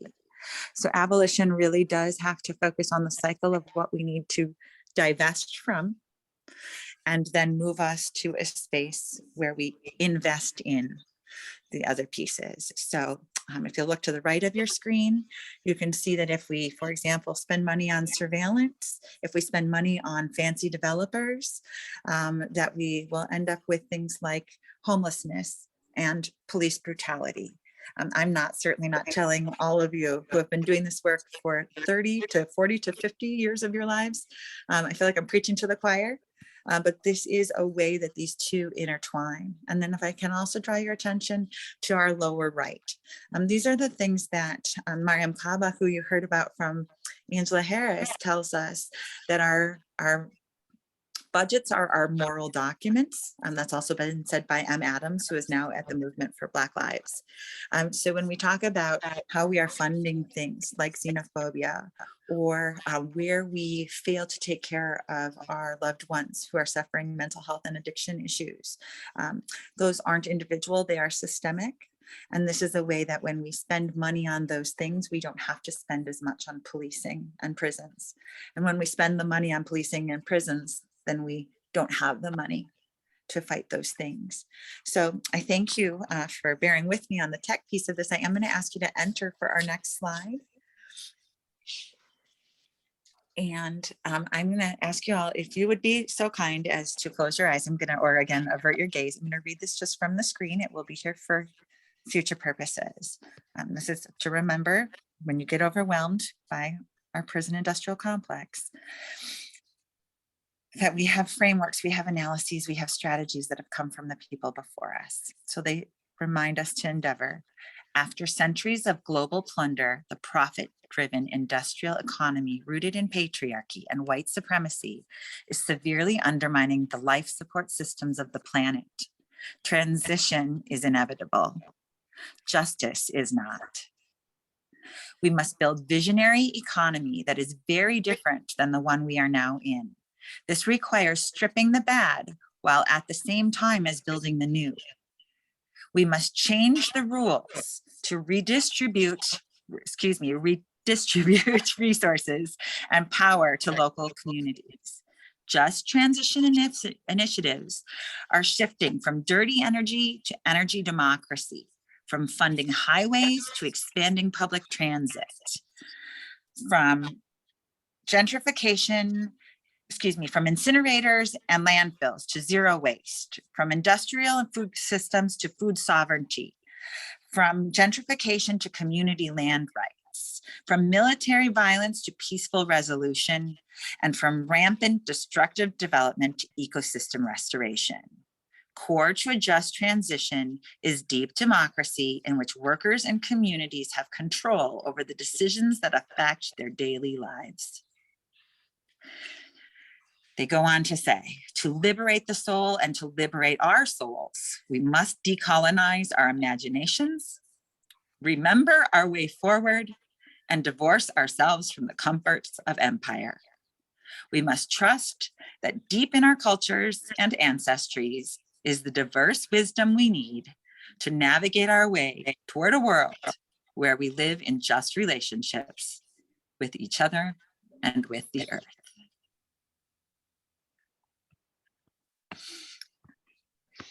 I'm going to ask you all to put your hand on your heart with me and just feel that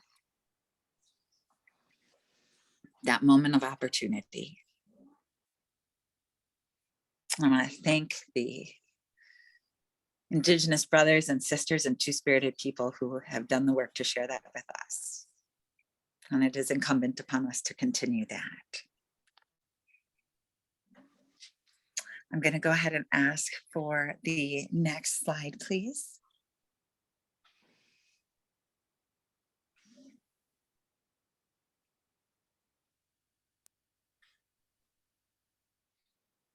And the next slide as well, was being that it's right at 4 o'clock, I want to try to make sure to focus on the key elements of what this group can still do. Enter again, please. You all are amazing. Okay, so for those of you that fought on the left-hand side to free Nelson Mandela, to divest from South Africa, to stand in global solidarity, you also have the opportunity to continue that fight. On your right is a picture of your local county jail. The same fight that we have for our political prisoners. The same way that we honor Art for his work in Cuba, let us remind ourselves that Assata Shakur is still seeking freedom. The same way that we have people who are seeking exile in other countries, refuge from exile in other countries. Tainara reminded us that we have people still trapped here at home. Go ahead and hit enter, and we can go through that next slide as well. I will try to wrap up very briefly here and get us to the positive. Feel free to enter again. Okay, fantastic. This is the part that both Mr. Motley and Ms. Harris have shared with us today, is that we have this opportunity to divest from the old and invest in the new, and to take it all the way back to Socrates, that we focus our energy not just on the old, which we do need to focus on fighting, but on building the new. And you'll see Mariam Kaba's amazing quote there also on the right-hand side, artwork by Micah Benzant, that we must focus on what we can build instead. So we want to honor that you all have been doing that. This is an opportunity to amplify your work. Please continue to let us know through info@WNPJ the ways that abolition is playing out, not only in your organizations, but in your own lives. As we should be reminded today that the inner work is the revolution, especially for those of us with less melanin and more privilege. Let's find a way that we can divest from what is old and invest in what is new. That also includes books from Haymarket, back there at the back, Mariam Kavas, Angela Davis. There are Robin D.G. Kelly, we've got a whole list for you. If you're interested in more abolitionist resources as cobbled by WNPJ, but with a nod to Black and Indigenous peoples, you're welcome to reach out and see the sign-up sheet as you network in the back. So I want to thank you all for being present, not only through the tech difficulties, but in spirit and in person today. Really want to honor the Black folks and Indigenous people who have taken their time and their labor. And for all of us white folks, I want to encourage us to find our abolitionist heroes. There are many people doing the work. The idea is that we are all in this together. Abolition is the path to collective liberation. And to reiterate these wise words, I am because you are. A person is a person through other people. That is from the South African language, the concept of Ubuntu. So may you go forward in community where you see one another, and may we meet again in the spirit of peace and justice.